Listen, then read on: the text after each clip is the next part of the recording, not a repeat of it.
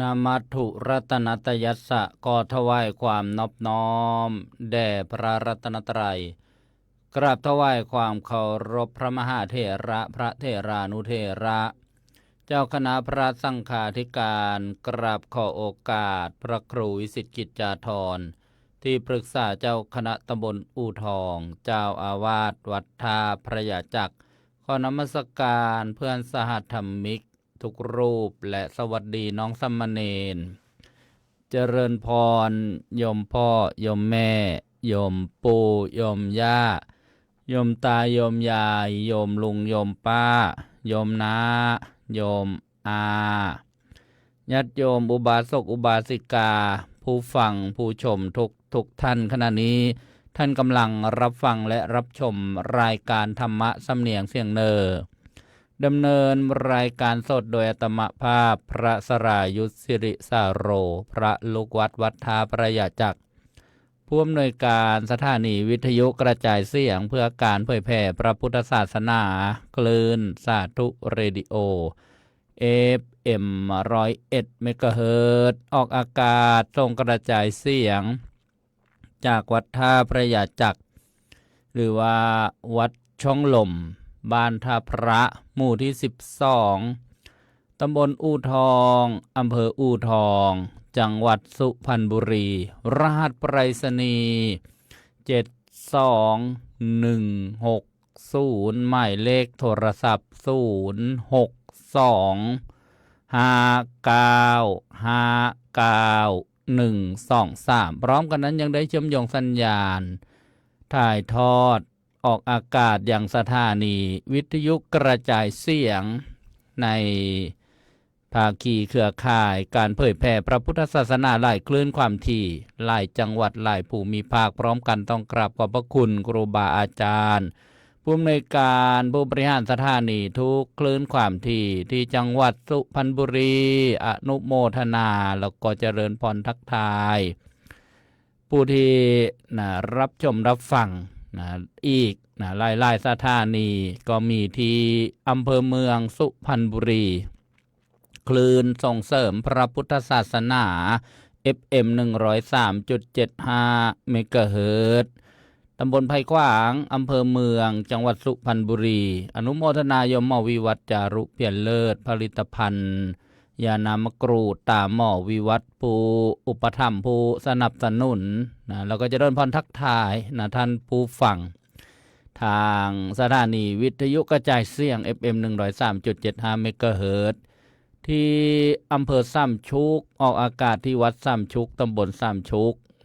อำเภอสามชุกจังหวัดสุพรรณบุรี FM 100.25 เมกะเฮิรตซ์กราบขอบคุณหลวงพ่อพระครูสุวรรณวิจิตรพระอาจารย์วิศรุตผู้เป็นผู้บริหารอนุโมทนาเจริญพรทักทายญาติโยมภาคเหนือที่จังหวัดเชียงใหม่ยังไม่ได้อัปเดตการออกอากาศแต่ว่าในรายชื่อรายนามปีก่อนก็ที่จังหวัดเชียงใหม่ออกอากาศที่วัดพระบาทอุดมอำเภอฝาง FM 100.25 เมกะเฮิรตซ์ที่จังหวัดเชียงใหม่เช่นกันออกอากาศที่วัดหนองก้ายอำเภอแม่แตงส่องคลื่นความถี่ FM 89.25 เมกะเฮิรตซ์ FM 99.75 เมกะเฮิรตซ์กับขอบพระคุณพระอาจารย์พระครูไพศิษฐ์ธรรมโชติพระอาจารย์ประเสริฐเจ้าอาวาสแล้วก็ตุเปียกผู้บริหารที่จังหวัดตากออกอากาศที่วัดป่าสะพาน2ตำบลวังประจบอำเภอเมืองตาก FM 95.75 เมกะเฮิรตซ์กับขอบพระคุณหลวงพ่อบุญเรียนพุทธตโรที่จังหวัดเลยออกอากาศที่วัดป่าจริยธรรมตำบลนาดอกคำอำเภอนาด้วง FM 96.5 เมกะเฮิรตซ์กับขอบพระคุณพระอาจารย์พระครูจริยสารธรรมและที่วัดศรีอุดมวงศ์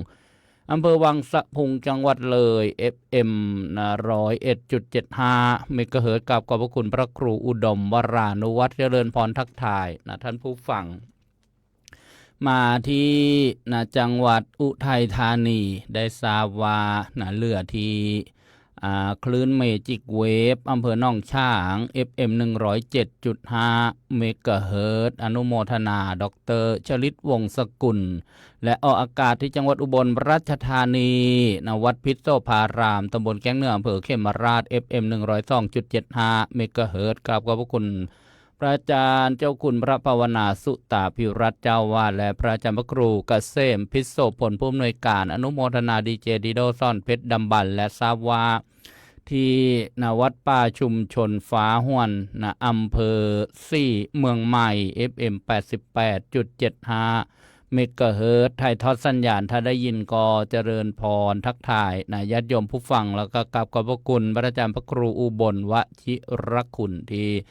เมตตาเชื่อมโยงสัญญาณและที่จังหวัดประจวบคีรีขันธ์ออกอากาศพร้อมกัน4คลื่นความถี่ด้วยกันที่วัดธรรมรังสีอำเภอ300ยอด FM 97.5 เมกะเฮิรตซ์กราบขอบพระคุณพระครูโสพลธรรมพิทักษ์วัดนาล้อมอำเภอทับสแก่ FM 90 เมกะเฮิรตซ์กราบขอบพระคุณพระครูประชาพลากรเจ้าอาวาสผู้อำนวยการและวัดดงไม้งามอำเภอบางสะพาน FM 91 เมกะเฮิรตซ์กับขอบพระคุณพระครูโสพลวัดนารักวัดทางซ้ายตำบลธงชัยอำเภอบางสะพานจังหวัดประจวบคีรีขันธ์ FM 99.75 เมกะเฮิรตซ์กราบขอบพระคุณหลวงพ่อพระครูเมตตาปุญโญภาสเจ้าคณะอำเภอบางสะพานเจ้าอาวาสวัดทางซ้ายอนุโมทนาพระปลัดนิชพลพระยาโนผู้อำนวยการผู้ประสานงานเจริญพรทักทายทันทีรับฟัง FM 99.75 เมกะเฮิรตซ์บางท่านอาจจะมุ่นมาพบมาเจอไม่นานมานี้เสียงนี้ที่ดังเหลี่ยมเหลี่ยมฟังไม่ใช่จำได้หรือเปล่าก็เสียงจากวัดทางสายคลื่นทางสายธรรมเป็นน้องใหม่ในวงการแต่ว่าก็มาส่งออกอากาศส่งกระจายเสียงปกติแล้วก็ที่จังหวัดชุมพรซึ่งออกอากาศที่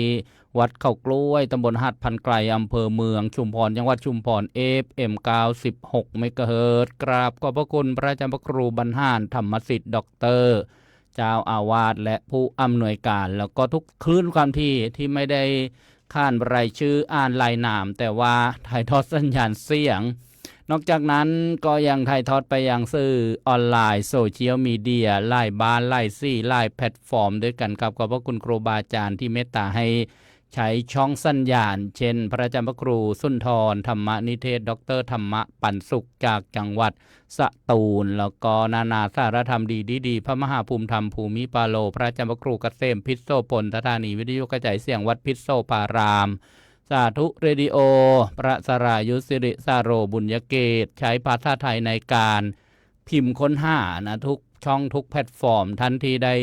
ใช้สื่อโซเชียลมีเดียได้เห็นภาพได้ยินเสียงก็พิมพ์ทักทายนมัสการผู้ดำเนินรายการมาได้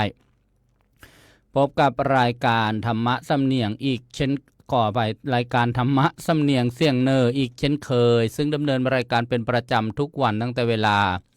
14 นาฬิกาถึงเวลา 15 นาฬิกาพบกันวันนี้ตรงกับวันขึ้น13ค่ำเดือน3ปีมะเส็งวันเสาร์ที่31มกราคมพุทธศักราช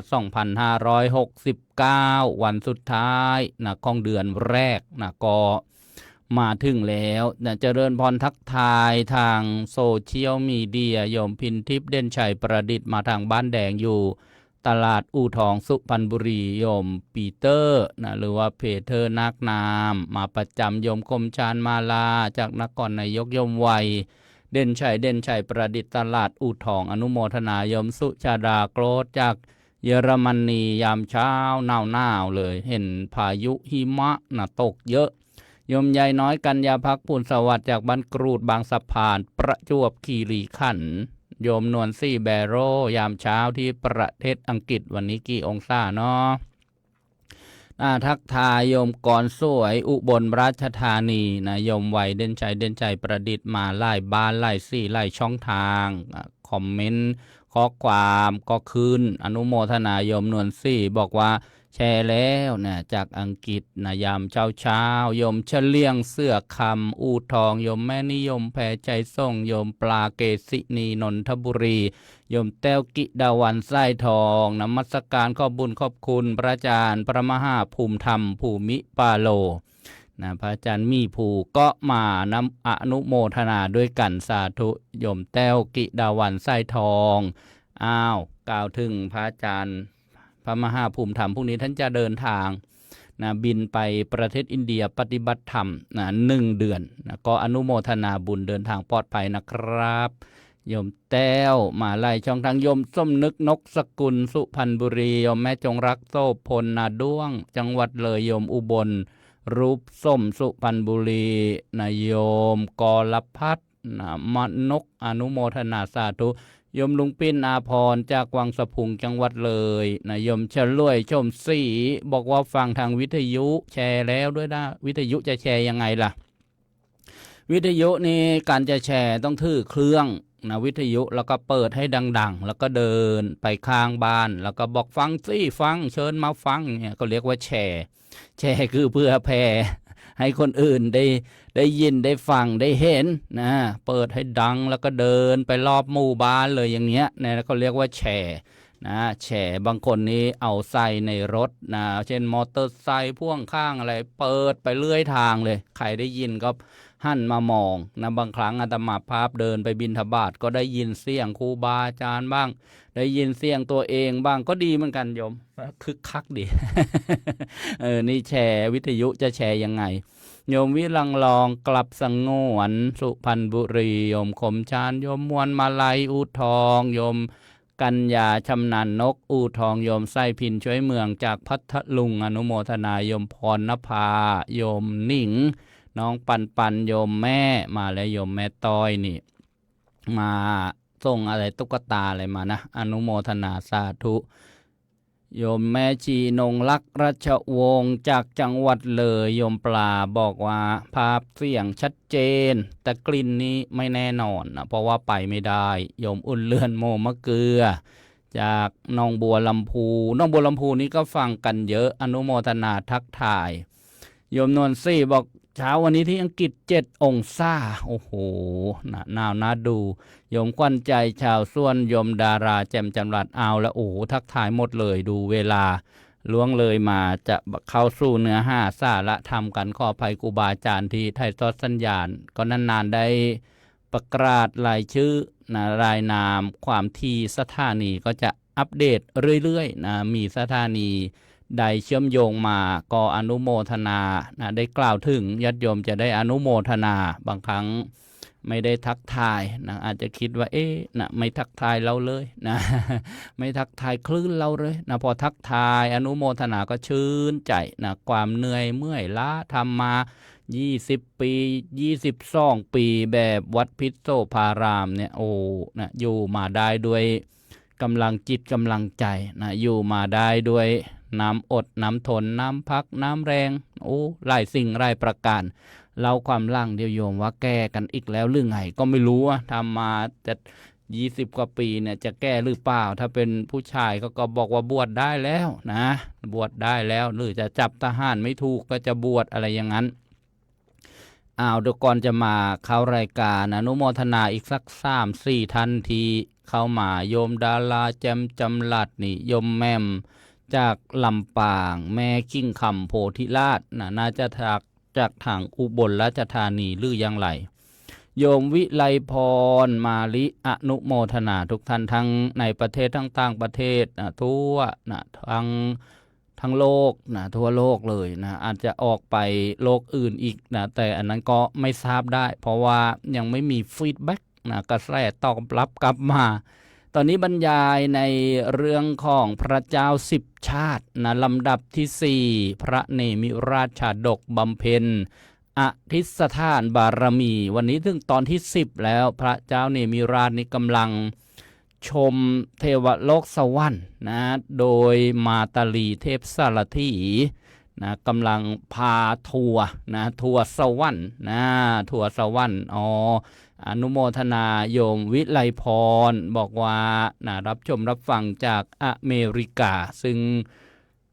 ถ้าเป็นรัฐแคลิฟอร์เนียก็ยัง ยังดึกอยู่นะเนี่ยตอนเนี้ยนะประมาณตีสองนะถ้าเป็นทางนิวยอร์กนี่รู้สึกว่าจะ5 ทุ่มเที่ยงคืนนะถ้าจำไม่ผิดในเวลานะที่เรียกว่าเกือบตรงกันข้ามเลยยมละเอียดอนุโมทนาภาษาสำเนียงเสียงเนอชาวจังหวัดสุพรรณบุรีนะญาติโยมนะเมืองยุทธวัฒน์เมืองยุทธวัฒน์เมืองยุทธหัตถีโอ้ยดูสินั่นน่ะพอชั่นกาแฟเข้าไปแล้วบางทีลิ้นมันจะลวนๆหน่อยนะถ้าไม่ชั่นก็จะง่วงซะอีกกล่าวถึงสำเนียงเสียงเนอคำขวัญจังหวัดสุพรรณบุรีท่านกล่าวไว้อย่างนี้ญาติโยมเมืองยุทธหัตถีวรรณคดีขึ้นชื่อเรื่องลือพระเครื่องรุ่งเรืองเกษตรกรรมสูงล้ำประวัติศาสตร์แหล่งปราชญ์ศิลปินภาษาถิ่นชวนฟังนี่เป็นไฮไลท์นะเป็นคีย์เวิร์ดสุดท้ายว่าทำไมต้องใช้สำเนียงเสียงเนอท่านบอกในคำขวัญประจำจังหวัดว่าภาษาถิ่นชวนฟังนะเมืองยุทธหัตถีตอนนี้กำลังมีงานอนุสรณ์ดอนเจดีนะมีการแสดงนะยุทธหัตถีนะหัตถีแปลว่าช้างยุทธะนี่แปลว่ารบนะช้างนะศึกรบกันพระนเรศวรมหาราชนะแต่ว่าอาตมาเนี่ยชื่อสรายุทธก็ไป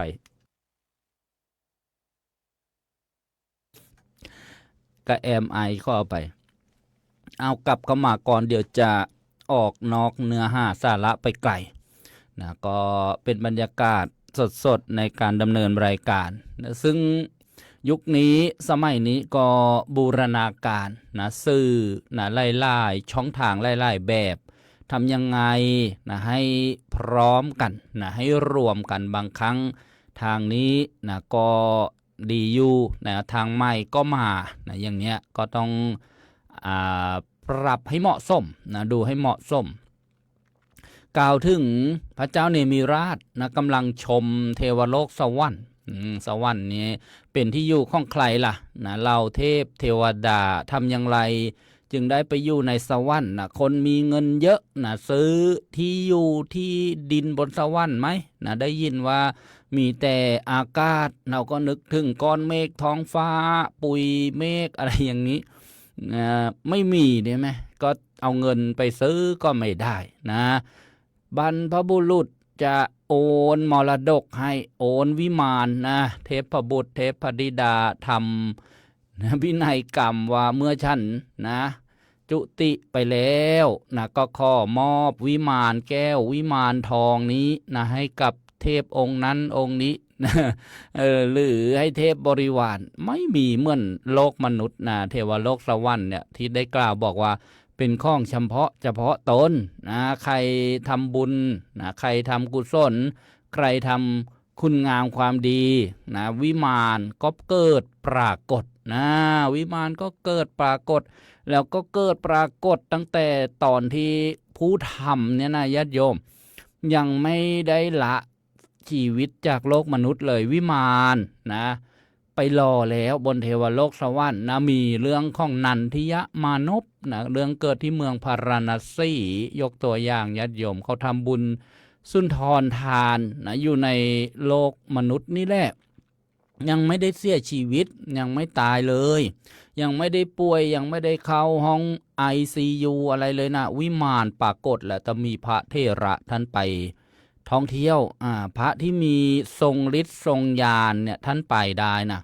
ไปด้วยฤทธิ์ไปด้วยญาณนะเช่นอภิญญาสมาบัติไปรู้ไปเห็นนรกก็ได้ไปรู้ไปเห็นสวรรค์ก็ได้นะภพภูมิของอสุรกายก็ได้ภพภูมิของเปรตก็ได้เรียกว่าเหนือกำลังนะของมนุษย์นะมีตาก็มีตาทิพย์มีหูท่านก็มีหูทิพย์อย่างเงี้ยนะเจโตปริยญาณนะยังรู้ใจผู้อื่นนะรู้วาระจิตผู้อื่นนะรู้เหตุการณ์ในอดีตได้รู้เหตุการณ์ในอนาคตได้นี่เรียกว่านะมีความสามารถพิเศษนะเหนือนะมนุษย์สามัญธรรมดานะก็ท่านก็รู้ท่านก็เห็นได้ว่าโอ้ทำบุญ เกิดสวรรค์เกิดวิมานนะบนเทวโลกเนี่ยเจ้าของผู้ทำเนี่ยยังอยู่ในโลกมนุษย์อยู่เลยมีอย่างนี้ด้วยนะญาติโยมก็คือท่านไปเห็นว่าอ้าววิมานนี้เจ้าของวิมานไปไหนล่ะก็ถามนะเทวดานี่ก็จะมีแบบบริวารก็มีนะบริวารนี้หมายถึงว่าอย่างไรบางคนก็เคยได้ยินได้ฟังว่าการทำบุญสุนทรทานนะมีการแบบว่าทำเองนะแล้วก็มีรายละเอียดลงไปอีกนะญาติโยมคิดเองนะทำเองนะยินดีเกิดปัญญานะถ้าเรียนพระอภิธรรมนั้นเรียกว่ามหากุศลนะมีดวงที่1ดวงที่2นะดวงที่3ดวงที่4อะไรอย่างนี้แต่ดวงที่ดีดวงที่เลิศนี่นะต้องมีความดำริขึ้นมาคิดเองไม่ต้องมีใครชักชวนนะมีใจยินดีโซมนัสนี่นะแล้วก็ทำนี่เรียกว่าดวงที่1เลยนะมีกำลังนะมีกำลังแรงและทีนี้เราก็เคยได้ยินว่าคนเราบางคนนะถ้าทำบุญเองนะไม่ชวนคนอื่นนี่ไม่ได้บริวารนะได้แต่ทรัพย์สมบัติทรัพย์สินสลิงคารนะก็เลยต้องบอกกล่าวนะชวนคนอื่นการสังเกตเนี่ยก็ดูนะเหตุการณ์ในพระพุทธศาสนาของเรานะโดยเฉพาะคนไทยเนี่ยนะต้องชวนนะต้องบอกนะให้คิดเองบางทีไม่เกิดนะตัวนี้ไม่เกิดจิตนะที่เป็นดวงแรกเนี่ยญาติโยมน้อยนะน้อยมากนะแต่ถ้าได้ไปอยู่ในแวดวงของผู้ศึกษานะผู้เราเรียนเนี่ยไม่ต้องพูดมากเพราะฉะนั้นเนี่ยจึงมีมากมายหลายกุศโลบายนะให้ญาติโยมได้ทำบุญสุนทรทานนะก็คือต้องมีการบอกนะทำไปทำมาก็เลยต้องมีการเลี้ยไหลกันเกิดขึ้น มูนไปถึงขั้นนั้นไม่งั้นไม่ทำนี่ก็เป็นการสังเกตนะในส่วนตัวแต่บางประเทศเนี่ยนะเคยไปเห็นเคยไปศึกษามานะแค่เข้ารู้แค่นั้นแหละว่าทางวัดทางพระพุทธศาสนาจะทำอะไรนะควรขวายนำนะทรัพย์วัตถุทานต่างๆนี่มาเข้าแถวบริจาคกันเลยทีเดียวแล้วก็บางครั้งก็เป็นการปฏิบัตินะเช่นปีนี้ไปทำงานต่างบ้านต่างเมืองนะจะต้องนะเตรียมสิ่งของวัตถุนะเช่นอะไรล่ะอัญมณีเนี่ยมาบริจาคให้พระเจดีย์มาทำบุญกับทางวัดนะเป็นวัฒนธรรมกันเลยอันนั้นไม่ต้องบอกไม่ต้องอะไรมากมายนี่ก็เรียกว่ามีความแตกต่างกันในการทำบุญเอาและที่จะได้กล่าวเสริมตรงนี้ให้เห็นว่านะการที่บอกว่ามีการชักชวนแล้วก็บอกว่านะต่อไปนี้นะถ้าเกิดไปได้อานิสงส์ผลบุญนี้มีอยู่มีกินก็จะมีบริวารหมายถึงว่าพวกพ้องคนนะรับใช้คนใช้คนที่มาช่วยมาเหลือแต่ว่าไม่ใช่หมายถึงว่าเราไปบอกใครแล้วคนนั้นจะมาเป็นบริวารของเราไม่ใช่อย่างนั้นบางคนก็อาจจะมีความเข้าใจเป็นอย่างนี้เมื่อมีคนมาชวนทำบุญก็ฉันจะต้องไปเป็นบริวารของแกหรือเปล่าเนี่ยนะฟังพระอาจารย์ท่านบอกว่าจะมีเทวดาที่ไปเป็นบริวารด้วยไม่ใช่อย่างนั้นญาติโยมบางคนเนี่ยเขาก็ทำบุญนะของเข้ามาแต่ว่ากำลังบุญเนี่ยไม่มากพอนะคือเรียกว่าต่างที่กันแล้วกันต่างที่นะต่างเหตุการณ์กันแหละแต่กำลังเขาไม่มากพอที่จะเป็นเจ้าของวิมานนะเป็นได้นะก็เป็นบริวารเป็นเทพบริวารนะมาคอยอยู่ใกล้ๆในวิมานอย่างนี้นะญาติโยมบอกพอฟังอย่างนี้แล้วก็เป็นเทวดาแต่ไม่ได้เป็นเจ้าของวิมานนะถ้าภาษาอีสานเขาบอกว่าพอกระเทินหรือเปล่านะเหมือนจะ เหมือนจะใช่นะแต่ยังไม่ใช่นะพอดูใกล้ๆอ๋อนี่เป็นเทพบริวารใช่ไหมเทพอัปสรใช่ไหมนี่ก็คือว่าการที่มีการไปบอกนะไปเชิญชวนนะให้ทำบุญสุนทรทานต่างๆไม่ใช่หมายความว่าคนที่ทำบุญด้วยร่วมบุญด้วยนั้นนะจะไปเป็นบริวารของคนที่มาบอกมาชวนไม่ใช่อย่างนั้นนะแต่ว่าโอ้โหในวัฏฏะสงสารเนี่ยแม้การเวียนว่ายตายเกิดคนนั้นทำมากคนนั้นทำปานกลางคนนั้นทำน้อยกรรมนี่แหละก็จะจัดสรรนะให้เหมาะให้ส้มกันนะถ้าเราแบบว่ามีคนมาชักจูงมีคนมาเชิญชวนให้เราได้ทำบุญเรา อาจจะมีจิตนะที่เป็นมหากุศลเกิดขึ้นได้มีใจยินดีนะในการให้ทานไม่ตระหนี่ทีเหนี่ยวไม่เสียดายแล้วก็ได้เนื้อนาบุญที่ดีกำลังของเราเนี่ยบางครั้งนะมากกว่าผู้ที่มาเชิญชวนก็มีนะเพราะว่าอะไรเพราะว่าบางครั้งคนมาเชิญชวนเนี่ยได้เคยได้ฟังบางคนนั้นไม่ทำก็มีนะ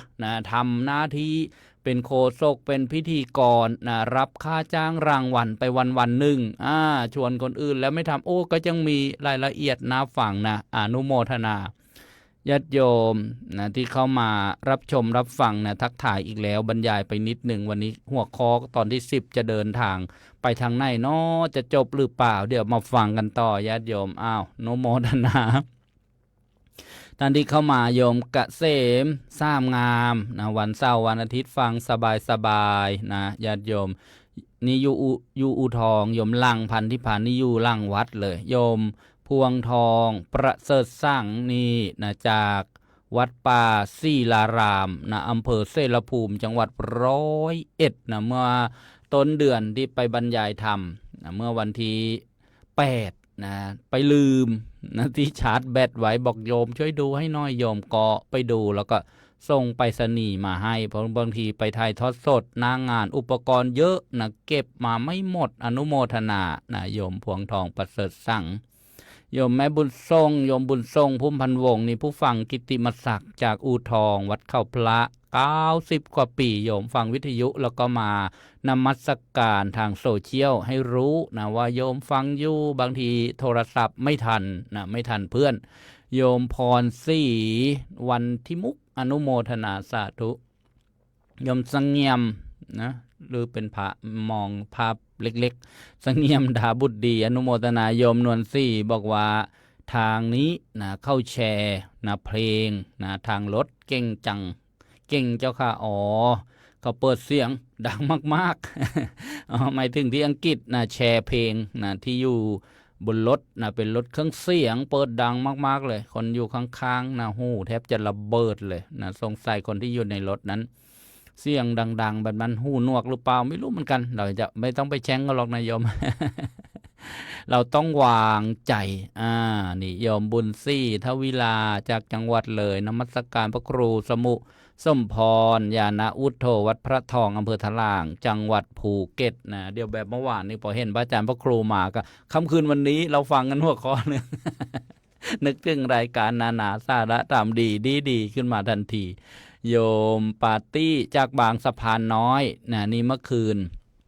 ก็เข้ามารับชมรับฟังนะแล้วก็ฟังจาก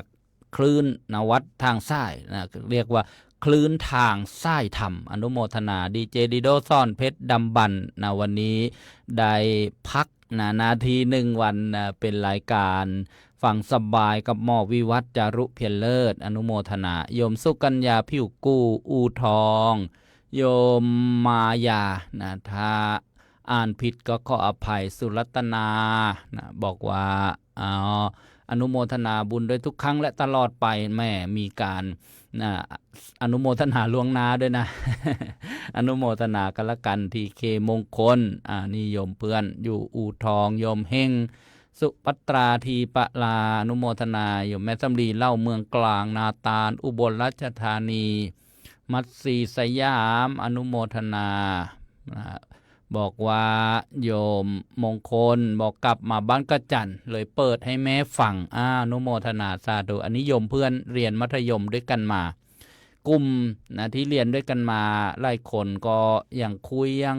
ติดตามกันนะอนุโมทนาโยมสมบูรณ์จีนอนง4 แยกทัพพระโยมบุญมากแบกบุญ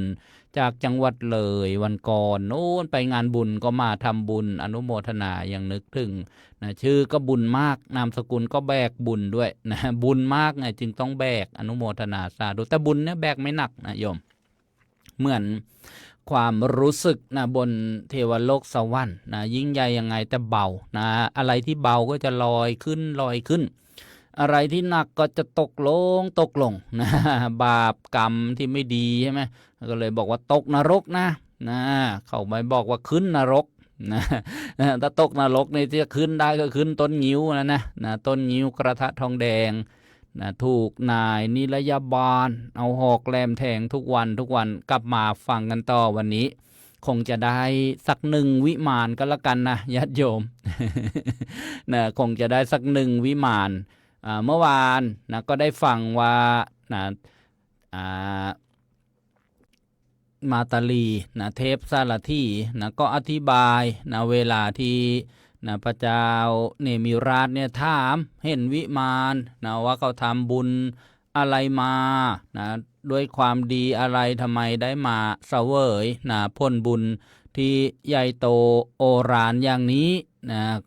มาตาลีเทพสารถีเนี่ยก็เป็นเทพที่ทราบความเป็นมาความเป็นไปนะของแต่ละเทพบุตรแต่ละเทพธิดานะก็เล่าให้ฟังเขาให้ทานเขารักษาศีลที่สำคัญก็จะมีคำว่ารักษาศีลด้วยนะให้ด้วยจิตเลื่อมใสด้วยใจศรัทธานะเมื่อวานเนี่ยนะก็เทพบุตรนะที่มีวิมาน7หลังนะที่ได้บรรยายค้างไว้วันนี้ก็มาฟังกันต่อว่าเนี่ยนะท่านก็พานะพระเจ้าเนมิราชนะไปชมวิมานแก้วนะซึ่งเป็นแก้วมณีด้วยนะแก้วที่สว่างสุขใสนี่นะพระเจ้าเนมิราชก็เห็นนะวิมานแก้วนะนั้นสวยสดงดงามนะเปล่งรัศมีดุจมณีบรรพตนะบรรพตนี่แปลว่าภูเขานะมณีก็แก้วนะมีการขับร้องนะฟ้อนรำอยู่นะด้วยเทพอัปสรนะเทพบริวารเทพอัปสรงดงามนี่เรียกว่าในเทวโลกสวรรค์เนี่ยนะยังอยู่ในกามาวจรนะกามาวจรกุศลยังเกี่ยวด้วยในเรื่องของกามเรื่องของเพศนะเพศหญิงเพศชายนะท่านก็เห็นแล้วท่านก็สงสัยอีกนั่นแหละว่านะไปทำบุญยกรรมอะไรมานะถึงจะได้นะวิมานนะที่สวยสดงดงามแบบนี้นะมาตาลีนะเทพสารถีก็อธิบายนะเขาได้นะสร้างกุศลผลบุญนะตอนที่อยู่ในโลกมนุษย์เนี่ยนะได้สร้างอารามบ้างนะขุดน้ำบ่อก่อศาลาสร้างสะพานได้ถวายทานกับพระอรหันต์ทั้งหลายด้วยนะได้ถวายด้วยความเยือกเย็นด้วยความศรัทธาถวายจีวรถวายบิณฑบาตขิลานปัจจัยกับพวกยารักษาโรคต่างๆเสนาสนะด้วยจิตเลื่อมใสด้วยใจศรัทธาแล้วก็รักษาอุโบสถศีลด้วยประกอบไปด้วยองค์8เมื่อวานก็อธิบายแล้วที่บอกว่ามีอะไรบ้างอันนี้เรียกว่าพระเจ้าเนมิราชเนี่ยเห็นวิมานเห็นวิมานแก้วมณีเห็นวิมานแก้วไพฑูรย์มีมากมายหลายวิมานเลยวันนี้ก็ได้กล่าวถึงว่าจะพูดถึงทานวัตถุของที่ควรแก่การให้ทานของที่ควรแก่การให้ทานที่ได้ฟังว่าเทวดาเนี่ยท่านทำทานเนี่ยโยมก็มาฟังเพราะว่าอะไรการให้บางอย่างเนี่ยในทาง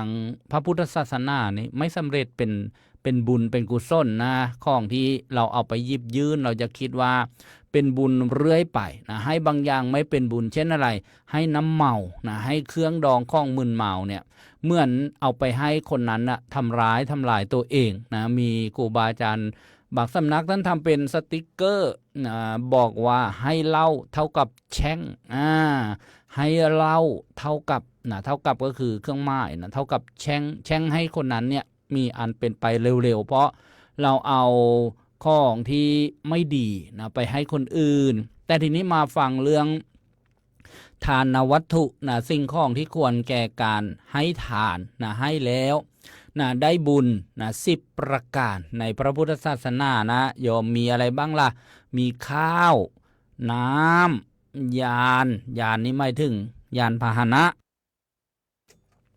ข้าวน้ำยานผ้าดอกไม้ของหอมเครื่องรูปไหลเครื่องนอนเสนาสนะประทีปทานวัตถุ10อย่างเนี่ยญาติโยมข้าวก็คือ อาหารนะโยมใส่บาตรทุกเช้าเนี่ยต่อมาก็น้ำดื่มน้ำปานะแล้วก็ยานพาหนะทำให้ไปมาได้สะดวกบางคนก็นึกถึงแต่รถยนต์เครื่องบินอะไรที่ทำให้ไปมาสะดวกนะอยู่ในคำว่ายานพาหนะเช่นนะรองเท้านะร่มกันแดดกันฝนนี่ถนนนี่แล้วก็สะพานอย่างเงี้ยญาติโยมทำให้ไปมาได้สะดวกผ้านะถ้าสำหรับพระก็จีวรผ้านุ่งเครื่องห่มนะต่อมาดอกไม้ดอกไม้นี่เราคุ้นเคยใช่ไหมนะถวายดอกไม้นะเพราะว่ามีอานิสงส์มีตัวอย่างมากมายนะเทวดาที่ถวายดอกไม้เกิดเป็นปีติวิมานอย่างเงี้ยแล้วก็ต่อมานะของหอมนะของหอมเราถวายยังไงเช่นทูบเนี่ยถวายกลิ่นนะถวายกลิ่นของหอมหรือนะน้ำหอมแต่ไม่ใช่เอามาฉีดนะให้พระด้านหอมไม่ใช่เป็นการบูชาถวายเป็นทานเป็นของบูชาเป็นของสักการะเวลาอาตมาภาพไปกราบพระที่ประเทศอินเดียเนี่ยก็จะเตรียมไปนะน้ำอบน้ำหอมบูชานะสถานที่นะบูชาสถานที่แล้วก็นะได้กล่าวว่าของหอมนี่ก็เป็นทานวัตถุแล้วก็เครื่องรูปไล้นะสบู่อย่างเงี้ยนะโยมชำระร่างกายนะแล้วก็ต่อมาเครื่องนอนนะเป็นที่ปูนะรองนอนต่างๆหมอนต่อมาเสนาสนะนะเสนาสนะก็คือที่อยู่ที่อาศัย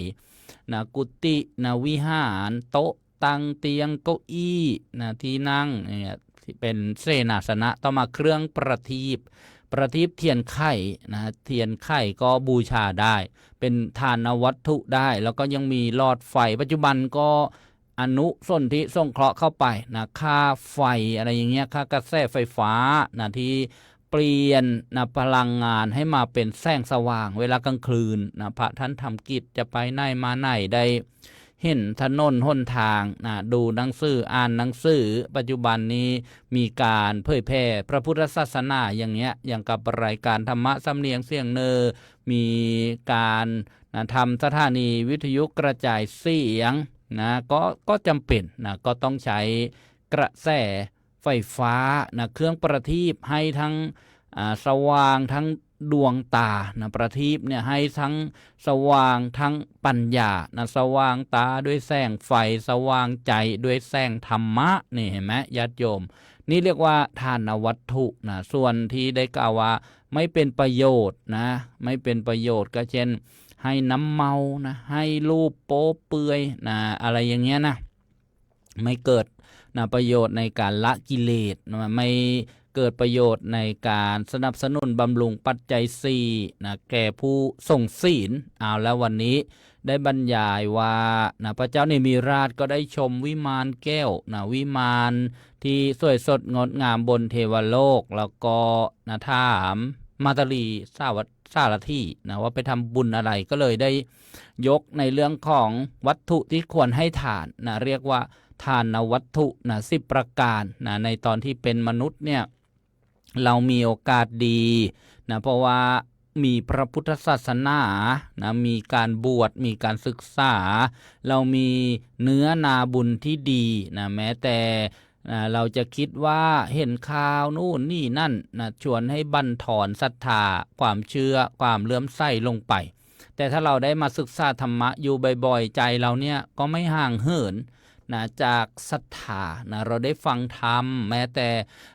ข่าวนะที่ท่าโถมเข้ามาเนี่ยนะถ้าเราไปเสพแบบนั้นบ่อยๆไปเสพเนี่ยหมายถึงว่าไปดูบ่อยๆไปฟังบ่อยๆเนี่ยจิตเนี่ยมันจะหยาบกระด้างนะเหมือนเคยเห็นคนที่ไปหาน้ำผึ้งไหมญาติโยมเขาก็ต้องมีควันนะไปรมผึ้ง ไปลมตัวผึ้งนะลมไปมากๆผึ้งก็เมาได้เหมือนกันนะเหมือนคนเนี่ยไปเสพไปดูอะไรเนี่ยมันก็ทำให้ใจเนี่ยมันถูกฟอกถูกย้อมนะไม่ใช่ถูกฟอกแต่ต้องเรียกว่าถูกย้อมนะย้อมให้เปื้อนไปด้วยสิ่งเหล่านั้นแต่ถ้าได้มาฟังธรรมะเนี่ยก็จะถูกฟอกถูกขัดถูกชำระนะก็จะเข้าใจนะโอ้คนนะที่หยาบนะกระด้างเป็นอย่างนี้อันนี้ก็สังเกตนะสังคมต่างๆบางครั้ง ออกไปนอกวัดนะไปสัญจรเดินไปตรงนั้นบ้างเดินไปตรงนี้บ้างโยมเข้าเข็นพระแล้วก็จะสังเกตว่าเขามีปฏิกิริยาอย่างไรนะหนึ่งที่เห็นก็คือไม่ยกมือไหว้พระเป็นส่วนมาก 90%นะตอนนี้นะเนี่ยนี่ความรู้สึกส่วนตัวนะไปบางที่นะไปบางที่เขาไหว้กันเองเขาไหว้ลูกค้าคนขายของแต่พอเห็นพระเขาไม่ไหว้แล้วเราคิดอย่างไรนะเราก็ต้องคิดว่าฉันไม่ได้บวชมาให้แกไหว้ไม่ไหว้ก็ไม่ว่ากัน ไม่เป็นไรนะไม่เป็นไรนะ no worry นะเห็นไหมก็เป็นมุมมองนะในนี้ส่วนตัวเป็นปัจเจกความคิดก็เราสู่ฟังนะก็ว่าถ้าเกิดว่าไปเสพไปอะไรมากๆแต่อีกกรณีหนึ่งถ้าไปอยู่ในอีกบรรยากาศนะที่อะไรล่ะที่คนรอใส่บาตร เห็นพระเขาก็ไหว้ใส่แล้วเขาก็ไหว้เป็นเด็กๆก็ยกมือไหว้ก็บอกว่าเก่งมากหนูอนุโมทนาเป็นเด็กดีไม่ดื้อนะก็ชื่นชมนะก็อีกมุมมองหนึ่งนะอีกสถานที่หนึ่งนะก็มาเล่าสู่กันฟังปรารภธรรม ยามบ่ายๆญาติโยมวันนี้นะสาระสำคัญก็คือในเรื่องของทานวัตถุนะที่เราได้นำมาทำบุญนะนำมาถวายนะ10 อย่าง10 ประการมีข้าวน้ำยานพาหนะผ้าดอกไม้ของหอมเครื่องรูปไหลเครื่องนอนเสนาสนะประทีปปรารภว่าเนี่ยพระเจ้าเนมิราชได้ไปเห็นเทวโลกได้ไปเห็นวิมานนะของเราเทวดานะก็จะถามมาตาลีเทพสรถีว่าเขาทำอะไรมาส่วนมากก็นะจะได้กล่าวตอบนะพระเจ้าเนมิราชว่าตอนเป็นมนุษย์เนี่ยเขาเป็นผู้ให้ทานนะได้สร้างวัดสร้างอารามขุดน้ำบ่อก่อศาลาสร้างสะพานได้ถวายจีวรบ้างได้ถวายขี้ลานเภสัชปัจจัย4อาหารบิณฑบาตบ้างด้วยจิตเลื่อมใสซื่อตรงแล้วก็รักษาอุโบสถศีลนะจึงได้มาบันเทิงอยู่บนเทวโลกสวรรค์เนี่ยญาติโยมวันนี้ตอนที่10ในการบรรยายพระเจ้า10ชาติพระชาติที่4พระเนมิราชาดกอธิษฐานบารมีนะกำลังไปท่องเที่ยวนะบนเทวโลกสวรรค์ก็พอสมควรสังเขปนะแก่เวลาอนุโมทนาญาติโยมทุกท่านที่ติดตามนะรับชมรับฟังนะโยมมายานะสุรัตยา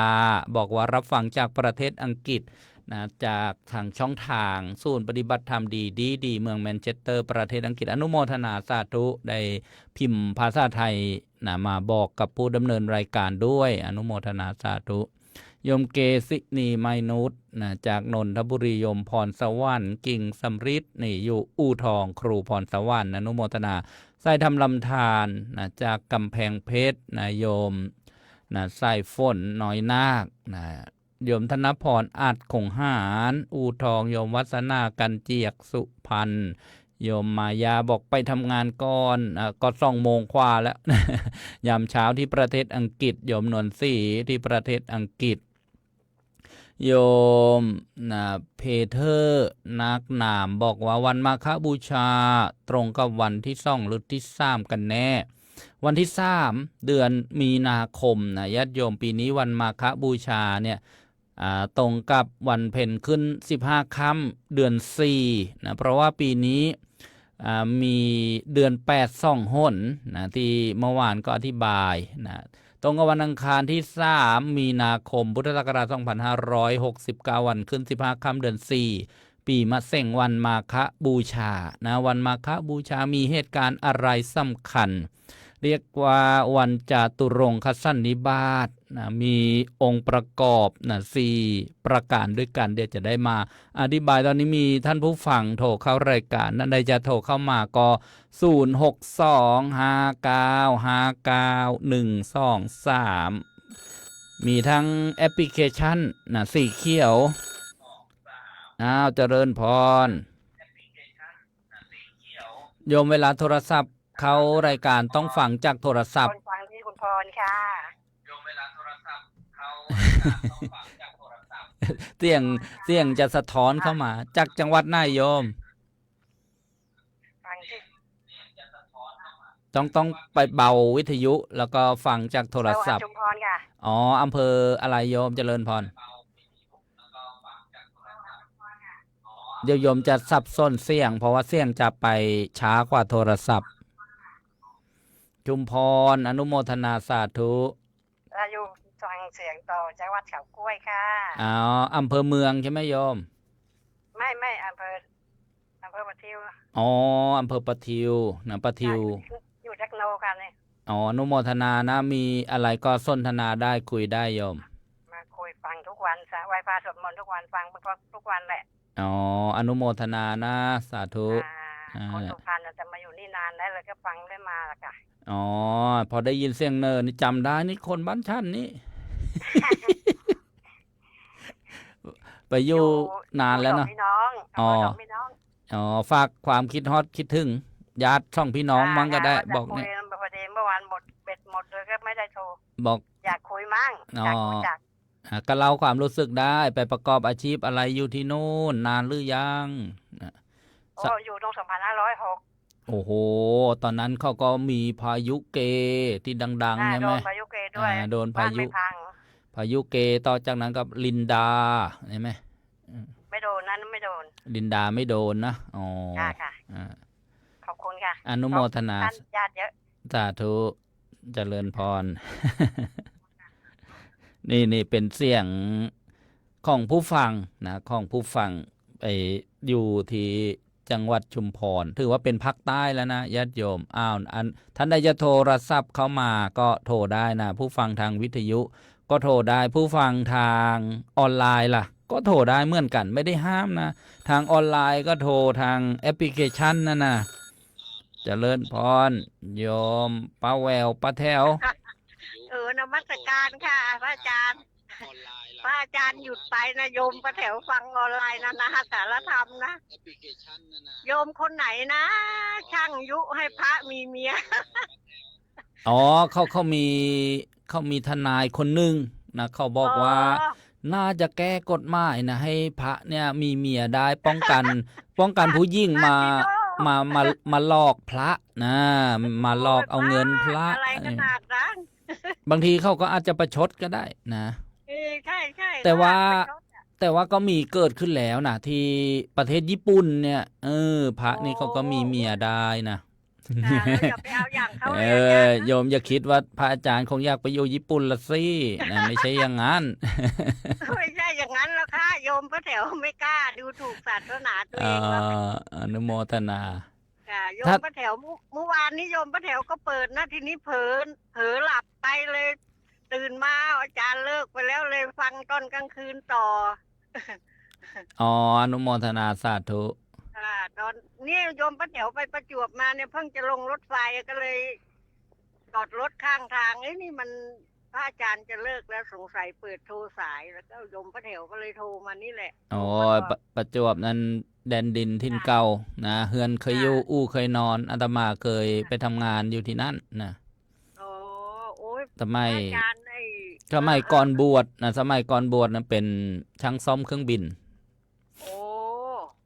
พูดถึงเครื่องบินนะอาจารย์สงสารนักบินทหารอากาศนะอาจารย์เนาะก็เขาได้ทำหน้าที่แล้วได้สมบูรณ์แบบแล้วนะท่านน่าสงสารมากเลยก็เป็นธรรมดาในวัฏสงสารนะค่ะเดี๋ยวโยมป้าแถวเอาแค่นี้ก่อนนะอาจารย์นะฝากคิดถึงโยมพี่แล้วก็โยมต่างแดนด้วยค่ะทุกคนเลยทำไมพูดถึงทหารอากาศบอกใจไม่ดีเอาแค่นี้ก่อนหรือไง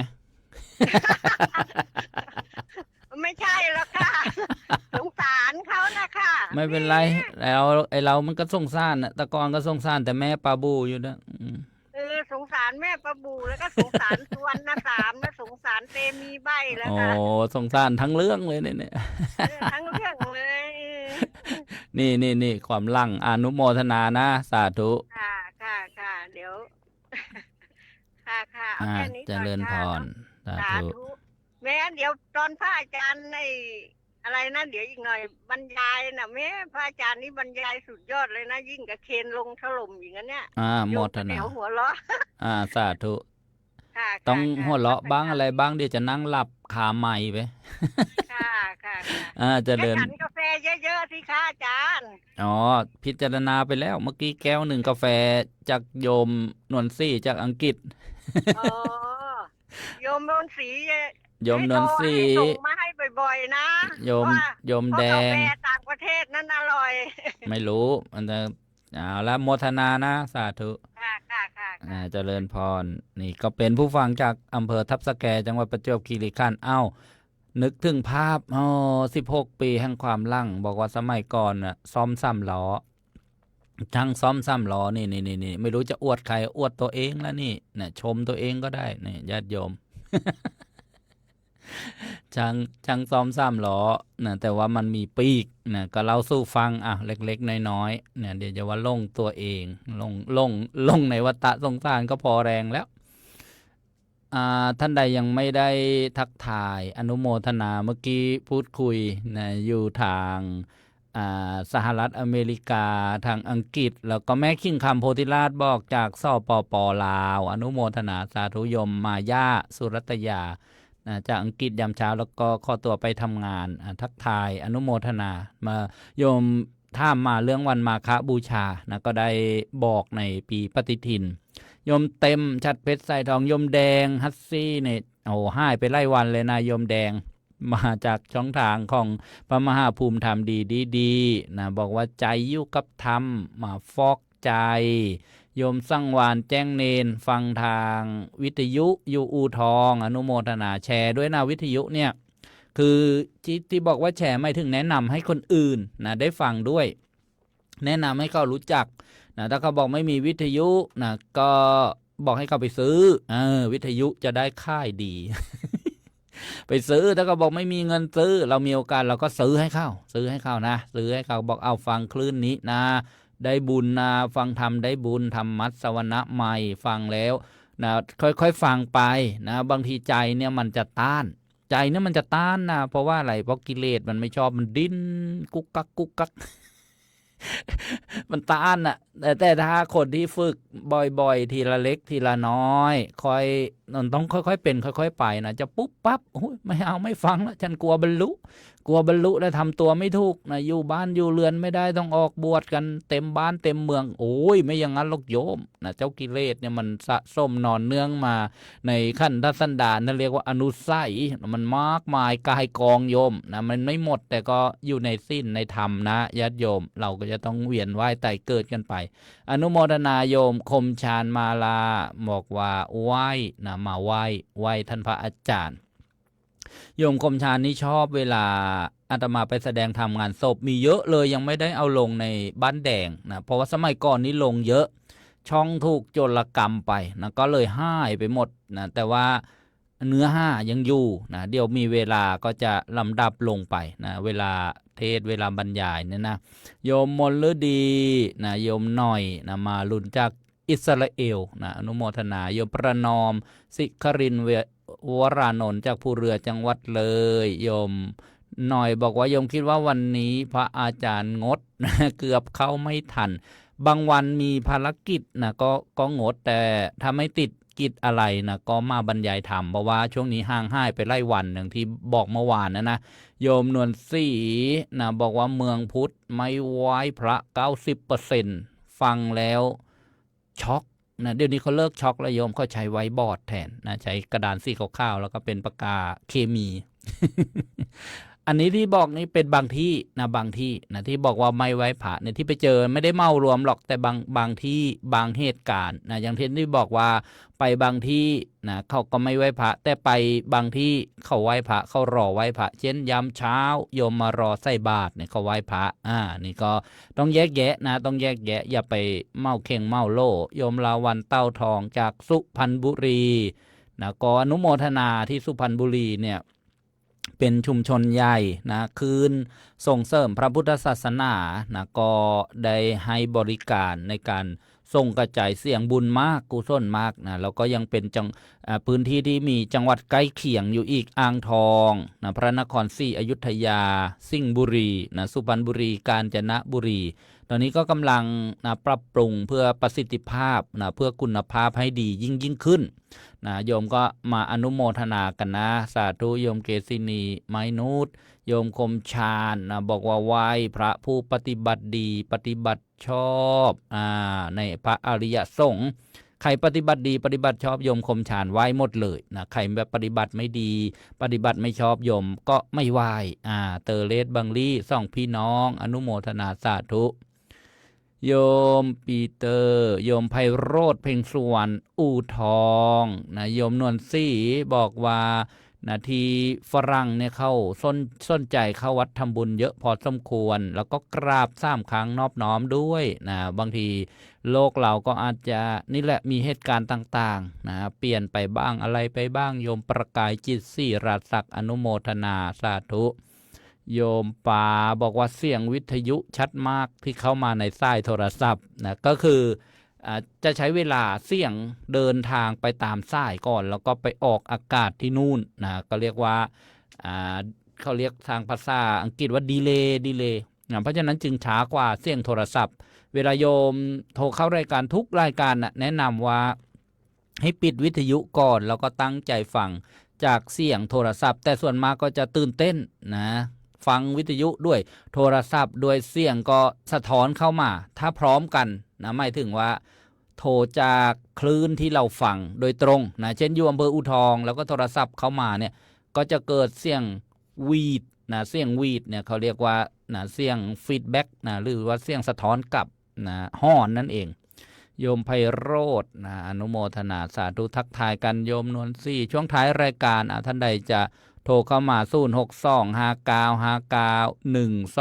0625959123โยมนฤมลนาเบะจากญี่ปุ่นหายไปนอนนะภาษาอีสานทันวัดโดนเติบนะโยมนฤมลสุขสบายดีอยู่หรือเปล่าในลูกศิษย์หลวงพ่อพระมหาบุญช่วยปัญญาวชิโรเมื่อเช้าท่านโทรมานิมนต์นัดแนะกันจะไปแสดงธรรมเทศน์ส่องธรรมาสที่จังหวัดสุโขทัยอำเภอกงไกรลาษฎร์10 กุมภาพันธ์งานวัดก็แสดงถามตอบปุจฉาวิสัชนาเรื่องทางไปสวรรค์นี่เบื้องต้นก็กล่าวถึงโยมนฤมลนาเบะยามเย็นจากประเทศญี่ปุ่นเมื่อกี้โยมที่อยู่อเมริกาบอกว่า5 ทุ่มครึ่งโยมที่ฟังอยู่อเมริกามีอเมริกามีอังกฤษมีเยอรมันฝรั่งเศสโยมคิวโอจากญี่ปุ่นจากลาวจากอิสราเอลที่ไหนอีกอนุโมทนาทุกคนเลยข่าวที่อินเดียไม่ต้องตกใจนะโยมไม่ต้องตกใจไม่มีอะไรน่ากลัวเลยในเรื่องที่เราเห็นข่าวโรคราคาถูกโยมโรคระบาดอะไรอย่างเงี้ยไม่น่ากลัวไม่ต้องกังวลด้วยเพราะว่าชาวอินเดียก็ใช้ชีวิตปกติพวกนี้พระมหาภูมิทำไปก็คงจะได้สัมผัสว่าข้องจริงเป็นจังได้ท่านจะได้ถ่ายทอดมาถึงญาติโยมชาวไทยเพราะว่าตอนเย็นก็นัดกันว่าจะสนทนาธรรมในวันพรุ่งนี้อนุโมทนาอีกครั้งหนึ่งก่อนจะจบรายการเวลาก็กระชั้นชิดติดมาได้กล่าวอนุโมทนาโยมนฤมลนาเบะจากญี่ปุ่นเย็นยามเย็นที่ประเทศญี่ปุ่นโยมแดงบอกว่าอะไรคือของดีจากประจวบอะไรเดี๋ยวต้องไปเสาะหาก่อนโยมไส้พินช่วยเมือง บอกว่าดีเห็นกระแสข่าวบอกว่าถ้าให้ผู้บวชเนี่ยมีเมียก็หุงข้าวกินเองก็แล้วกัน จะไปเรียกว่าพระไม่ได้พระแปลว่าผู้ประเสริฐโยมเดี๋ยวครูบาอาจารย์สอนมาเดี๋ยวจะบาปปากก็ได้นิดน้อยๆเห็นข่าวบ้างญี่ปุ่นตอนนี้หนาว-2 -3 องศาโอ้โหโยมแดงจากอังกฤษบอกว่าคิดถึงป้าแถวที่ทักทายโยมบังออนสุภประเสริฐจากกรุงเทพโยมแดงบอก16 ปีแห่งความลั่งไม่รักไม่ชังไม่ข่มไม่คืนถ้าข่มนี่ก็กาแฟแน่ๆเลยโยม โยมนวลซี่เข้ามาหัวเราะโยมส้มหญิงมีชื่อจากบ้านมีลพบุรีโยมคมชาญโยมนวลซี่โยมเต็มอนุโมทนาโยมนวลซี่บอกว่าท ท่านช่างพูดนะโยมธนพรบอกว่าพระอาจารย์เดินทางไปอินเดียอีกหรือเปล่าอ๋อจะไปในวันที่20ถึง31มีนาคมนะก็เลยบอกกับครูบาอาจารย์ว่ายังไม่ประชาสัมพันธ์เพราะว่าข่าวนะโยมตกใจกับข่าวเดี๋ยวให้ข่าวจริงๆไม่มีอะไรน่ากลัวนะแต่ข่าวนะก็อย่างที่ทราบกันนั่นแหละดูแล้วอาจจะชวนตกอกตกใจแต่จริงๆนะจริงๆของจริงๆเลยนะไม่มีอะไรน่ากลัวโยมแดงอัสซีโยมเคโอมาแล้ววันนี้รู้สึกจะมาซ้ายนะจากฝรั่งเศสนะกำลังหนาวนะยามเช้าเช่นกันนะที่ยุโรปนะสาธุญี่ปุ่น5 โมงเย็นนะยามเย็นที่ประเทศญี่ปุ่นยามเช้าที่อังกฤษ5 ทุ่มเที่ยงคืนที่สหรัฐอเมริกาบ่าย2ที่ประเทศไทยก็ว่ากันไปก็เป็นอีกความรู้หนึ่งญาติโยมโลกเรามันกลมใช่ไหมนะมุมหนึ่งมีพระอาทิตย์ขึ้นอีกฝั่งหนึ่งก็มีพระจันทร์นะโยมเคโอบอกว่าคารวะธรรมนะมีภรรยาได้โยมนงคลานฮัสเบนจากทางอังกฤษสกอตแลนด์ทางนู้นถ้าจำไม่ผิดสาธุโยมวันเพ็ญคำพิมาบุตรพนมทวนกาญจนบุรีโยมเล็กสมพรอินอำนวยทีมงานลูกน้อยห้อยสังนะโยมที่ใช้ชื่อปาร์ตี้โฟนที่บ้านแดงนะจากอำเภอบางสะพานน้อยบอกว่าตอนที่พายุเกมานิยมอายุ9 ขวบนะโดนเต็มนะโอ้เนี่ยโยมเกษินีบอกว่าข่าวนี่ทำให้กังวลโยม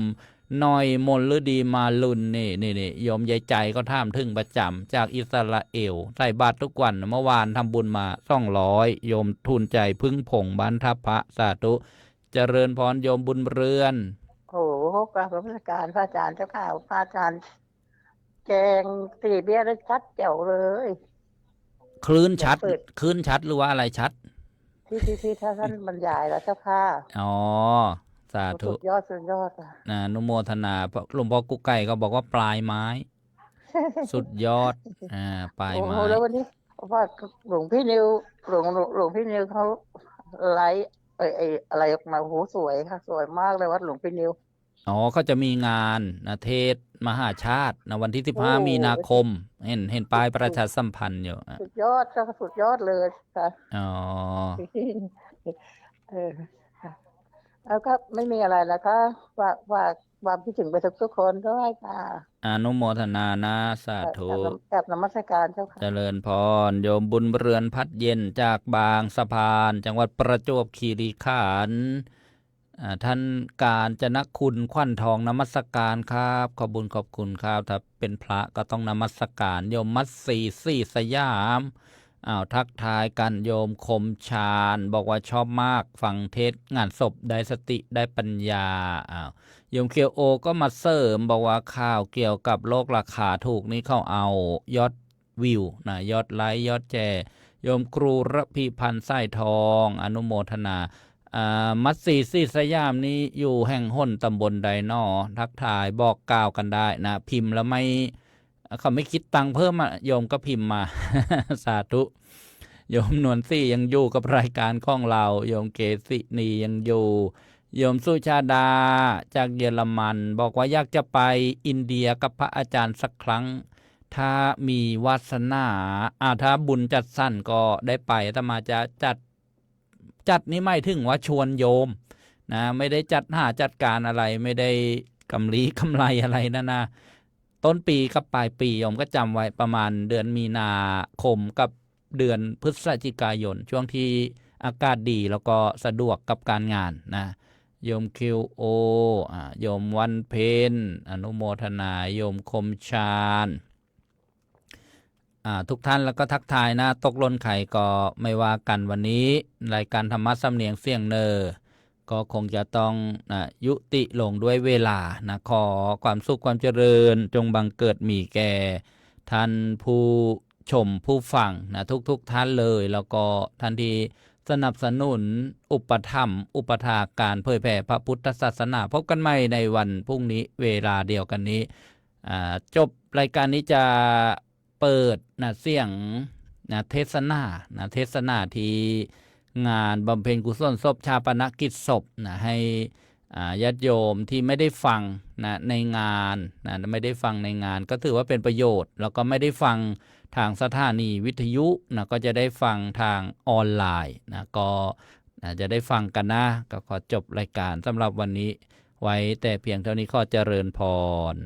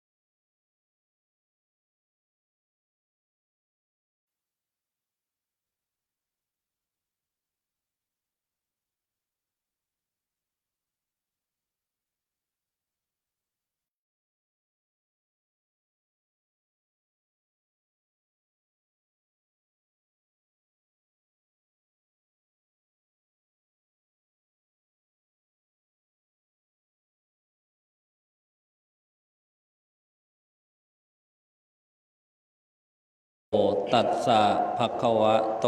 อะระหะโตสัมมาสัมพุทธัสสะนะโมตัสสะภะคะวะโตอะระหะโตสัมมาสัมพุทธัสสะนะโมตัสสะภะคะวะโตอะระหะโตสัมมาสัม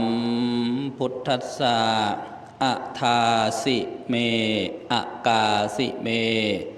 ยาติมิตตาสขาจะเมเปตานังทักขินังทัชชาปุเพ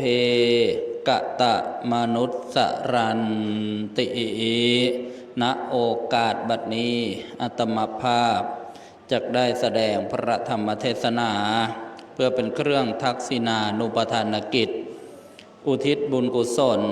ให้แก่ผู้วัยชนคือคุณพ่อปริญญาเรียนมณีอายุ74ปีนะหรือบางท่านรู้จักในนามเดิมว่าเสริมและเพื่อเป็นเครื่องประดับสติปัญญาส่งเสริมศรัทธาความเชื่อและวิริยะความภาคเพียรตามคำสั่งสอนในบวรพระพุทธศาสนาแด่ท่านเจ้าภาพครอบครัวเลี่ยนมณีซึ่งมีคุณโยมสวัสดีเลี่ยนมณีพร้อมทั้งบุตรธิดาของคุณพ่อปริญญาเลี่ยนมณีตลอดถึงญาติสาโลหิตแขกผู้มีเกียรติที่ได้มาร่วมงานไว้อาลัยในวันชาปนกิจศพในวันนี้จนกว่าจะถึงเวลาอันสมควรการฟังเทศน์ฟังธรรมก่อให้เกิดบุญเกิดกุศลเกิดสติปัญญาคลายความสงสัยทำให้จิตนั้นผ่องใสมีความเห็นที่ถูกต้องถูกตรงเรียกว่ามีประโยชน์ในโอกาสจัดงานบำเพ็ญกุศลมาระลึกนึกถึงความพัดพลากความตายความสูญเสียซึ่งอันนี้เรียกว่าเป็นธรรมชาติเป็นความจริงที่เรียกว่าเป็นสัจธรรมสัจธรรมความจริงเช่นมีความทุกข์คนเรานี้เกิดมาก็มีความทุกข์คนเกิดนี้ตอนเกิดนี้ไม่ใช่มีแต่ความสุขอย่างเดียวที่เราจัดงานวันเกิดกันนี้ เราถือว่าเป็นวันที่เรามีความสุขก็ตอนที่เราเนี่ยช่วยเหลือตัวเองได้ เรารู้นะสติสัมปชัญญะอ่านออกเขียนได้ เรียกว่ารู้ความต่างๆเราจึงเข้าใจกันว่าวันเกิดนะเป็นวันแห่งความสุขจึงจัดงานแฮปปี้เบิร์ธเดย์ต่างๆสามเณรฟังชัดหรือเปล่าฟังชัดป่ะได้ยินชัดไหมฟังตั้งใจฟังลูกฟังธรรมะเนี่ยฟังเทศจะได้รู้ว่าคนเราเกิดมาเพราะอะไรทำไมนะที่เราเข้าใจกันว่า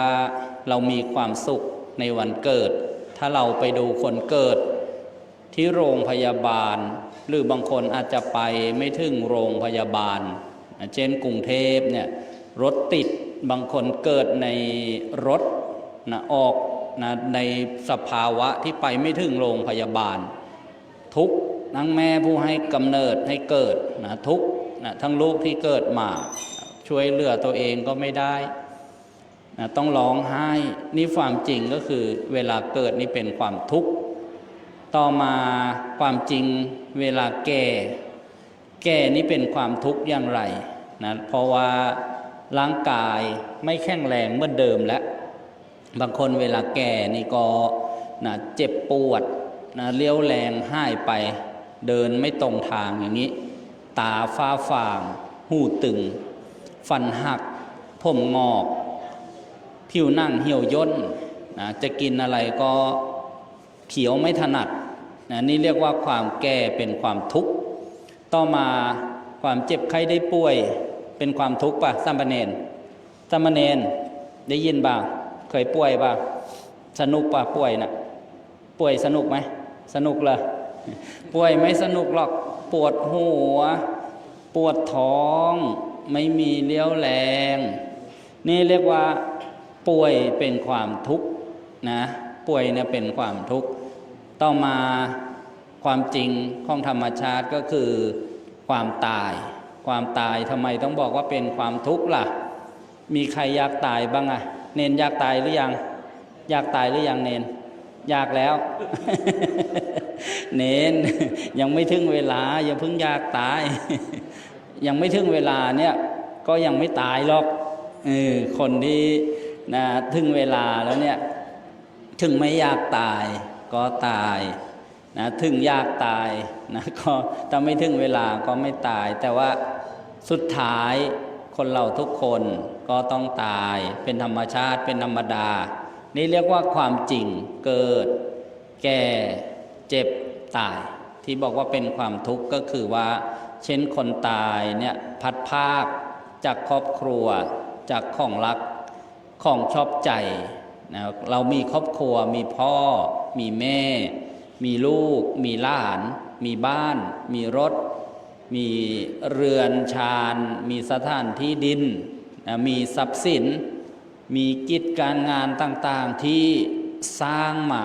นะด้วยน้ำพักน้ำแรงเวลาจะจากนะมันก็ใจหายนะทำมาตั้งแต่นะนุ่มๆอย่างเงี้ยนะถึงเวลาต้องจากอันนี้เรียกว่าความทุกข์จากการพัดพลากไม่มีใครปรารถนาแต่เวลาของความจริงธรรมชาติเนี่ยมาพรากเอาไปซะแล้วนะทุกคนเป็นอย่างนี้นะแล้วทำไมเราต้องนะมีความทุกข์เพราะเราเข้าใจไม่ถูกนะเราเข้าใจไม่ถูกว่าอันนั้นก็เป็นของเราแต่จริงๆเนี่ยจะทำยังไงจึงเข้าใจถูกล่ะมีโดยสมมุติเป็นโดยสมมุตินะครอบครัวพ่อแม่ลูกนะการพัดพรากการจากกันเนี่ยนะที่ได้กล่าวว่านำความทุกข์มาให้การฟังเทศน์การฟังธรรมนะทำให้เข้าใจบางครอบครัวมีความสุขมีความดีงามรักใคร่กลมเกลียวกันนะเพราะอะไรเพราะคุณงามความดีที่เคยสร้างกันมาไม่ใช่เฉพาะแต่ในปัจจุบันชาตินี้เท่านั้นมีแบบก่อนที่เราจะมาเกิดก่อนที่เราจะมาเจอกันก่อนที่เราจะมาพบกันเนี่ยเรียกว่ามีเหตุนะเป็นแดนเกิดมาตั้งแต่ไกลไม่ใช่เฉพาะที่เรานึกได้ ถ้าดีในเรื่องการทำความดีมาเจอกันก็ดีงามรักใคร่กลมเกลียวสมัครสมานเห็นอกเห็นใจเป็นน้ำหนึ่งใจเดียวกันของรักของเรือนของลูกของหล้านต่างๆนี่เรียกว่าบุญกุศลให้ผลนั่นเองแต่บางครอบครัวทุกข์ยากลำบากทะเลาะเบาะแว้งกันบ้างไม่เข้าใจกันบ้างโตด่ากันบ้างผัวเมียลูกหลานเพราะอะไรล่ะท่านบอกว่าก็เพราะสิ่งที่เราทำมาเช่นเดียวกันแต่บางทีเรานึกไม่ออกเรานึกไม่ได้ว่าเราทำอะไรชาตินี้จริงๆมันก็มีแต่เหตุที่เราเคยไปสร้างมานั่นแหละบางทีเนี่ยมันพบเก่าชาติก่อนนู้นเรานึกไม่ออกเราก็เลยไม่เข้าใจชีวิตถ้าเราได้ฟังธรรมะว่าคนที่จะเกิดมาพบกันนี่นะเป็นพ่อแม่ลูกกันก็ดีเป็นสามีเป็นภรรยาก็ดีเคย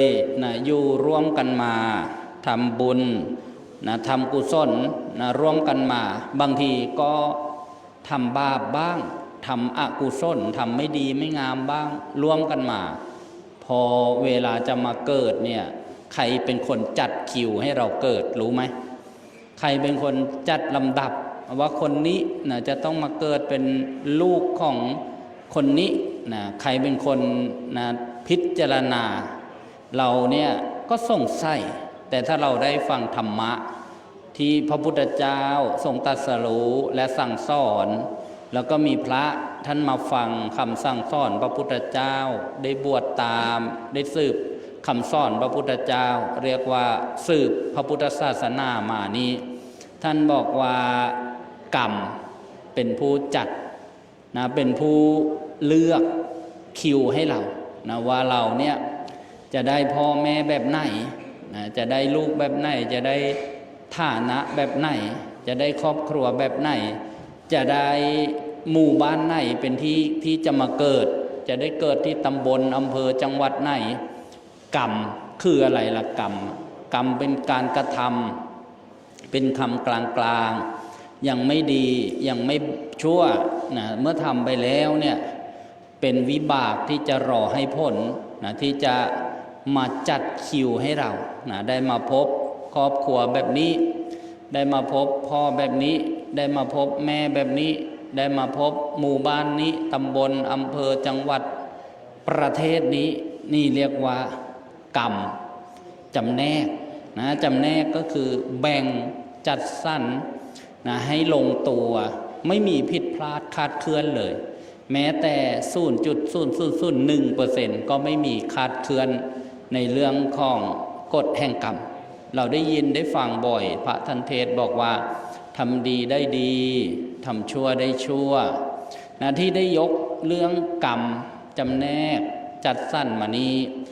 ก็ให้เราได้เกิดความรู้เกิดความเข้าใจเช่นเรามาพบสิ่งที่ดีงามมีความสุขเราก็เราเคยทำบุญมาเราเคยสร้างเหตุที่ดีมาเราเคยทำกุศลมาเราจึงได้รับความสุขความสบายความเจริญรุ่งเรืองส่วนที่เราได้รับความทุกข์ล่ะเราเคยทำไม่ดีมานะนั้นท่านเรียกว่าอกุศลหรือว่าบาปมาให้พ้นเราก็ได้รับความทุกข์ความเดือดร้อนบางคนนี้เดี๋ยวก็มีความสุขบ้างเดี๋ยวก็มีความทุกข์คะเคล้ากันไปไม่สุขอย่างเดียวไม่ทุกข์อย่างเดียวเหมือนที่สภาพดินฟ้าอากาศฝนเนี่ยไม่ได้ตกตลอด24ชั่วโมงทุกวันแต่เดี๋ยวก็ตกเดี๋ยวก็หยุดแดดเนี่ยก็ไม่ได้ออกตลอด24ชั่วโมงเดี๋ยวแดดออกเดี๋ยวแดดล่มเดี๋ยวกลางวันเดี๋ยวกลางคืนเรียกว่าสลับสับเปลี่ยนกันไปมุ่นเวียนกันไปตามดินฟ้าอากาศถ้าตกทั้งวันทั้งคืนทั้งปีเราก็อยู่ไม่ได้เหมือนคนเราเนี่ยทำทั้งสุขทำทั้งทุกข์เหตุต่างๆที่ได้สร้างมาเหตุแห่งความสุขก็คือบุญเราก็ทำเหตุแห่งความทุกข์กรรมเราก็สร้างกรรมที่ไม่ดีเรียกว่าอกุศลกรรมเราจึงได้รับสุขบ้างทุกข์บ้างคะเคล้ากันไปตราบใดที่เรายังไม่พ้นจากความทุกข์ เวียนว่ายตายเกิดเนี่ยเพราะฉะนั้นมาฟังธรรมะนะเกี่ยวกับกรรมการให้ผลของกรรมเราจะโทษใครล่ะนะที่เรามาพบสิ่งที่ยกตัวอย่างอาจจะมาพบสิ่งที่ไม่น่าชื่นใจความทุกข์นะทะเลาะเบาะแว้งกันด่าทอกันไม่เข้าใจกันหนึ่งเราก็พิจารณาตัวเราเองนะคงเป็นกรรมของเราเนาะเคยไปทำเข้ามานะเข้าถึงเวลาเราก็ต้องมาได้รับสิ่งที่ไม่ดีในหลักธรรมะเนี่ยเวลาสิ่งที่ไม่ดีให้พ้นเราเป็นชาวบ้านเราก็เรียกว่าบาปให้พ้นก็แล้วกันจะได้รับอย่างไรล่ะท่านบอกว่าจะได้เห็นสิ่งที่ไม่ดีตาเนี่ยเห็นสิ่งที่ไม่ดีสิ่งที่ไม่ดีคืออะไรสิ่งที่ไม่สวยงามนะสิ่งที่ไม่น่าสบายตาไม่น่าสบายใจเห็นสิ่งที่ไม่ดีเห็นของเน่าของเหม็นเห็นของขี้เลก็เรียกว่าตาเห็นสิ่งที่ไม่ดีต่อมาหูจะได้ยินเสียงที่ไม่ดีนะถ้าบาปมาให้พ้นเนี่ยหูก็ได้ยินเสียงที่ไม่ดีเสียงด่า เวลาบาปมันให้พ้นนะได้ยินแต่เสียงที่เราฟังแล้วมันคัดเคืองใจเสียงด่าเสียงว่าเสียงนินทานี่เรียกว่าบาปมันให้พ้นต่อมานะได้กลิ่นที่ไม่ดีนะเวลาบาปให้พ้นเนี่ยนะกลิ่นเหม็นๆกลิ่นที่เราดมเข้าไปแล้วแทบจะสลบไม่ชอบใจนี่เรียกว่าบาปให้พ้นได้กลิ่นที่ไม่ดีต่อมาได้รสชาติที่ไม่ดีที่เราได้กินอาหารอะไรต่างๆเนี่ยบาปให้พ้นได้สัมผัสที่ไม่ดีสัมผัสทางร่างกายนะแข็งกระด้างเจ็บทรมานนะได้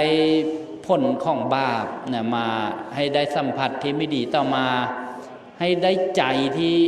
นะมันไม่สบายใจมันกลุ้มมันเครียดมันหงุดหงิดนะเรียกว่าบาปให้พ้นเมื่อเนี่ยเป็นผลนะเป็นผลของอกุศลถ้าเราได้พิจารณาอย่างนี้ก็คิดว่าโอ้นี่เป็นผลของบาปอกุศลแต่ตรงกันข้ามถ้าเป็นบุญนะบุญเนี่ยก็ได้เห็นสิ่งที่ดี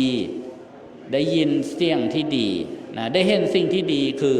ได้เห็นสิ่งสวยงามนะดอกไม้ประดับประดาได้ยินเสียงที่ดีได้รสชาติที่ดีได้สัมผัสที่นิ่มนวล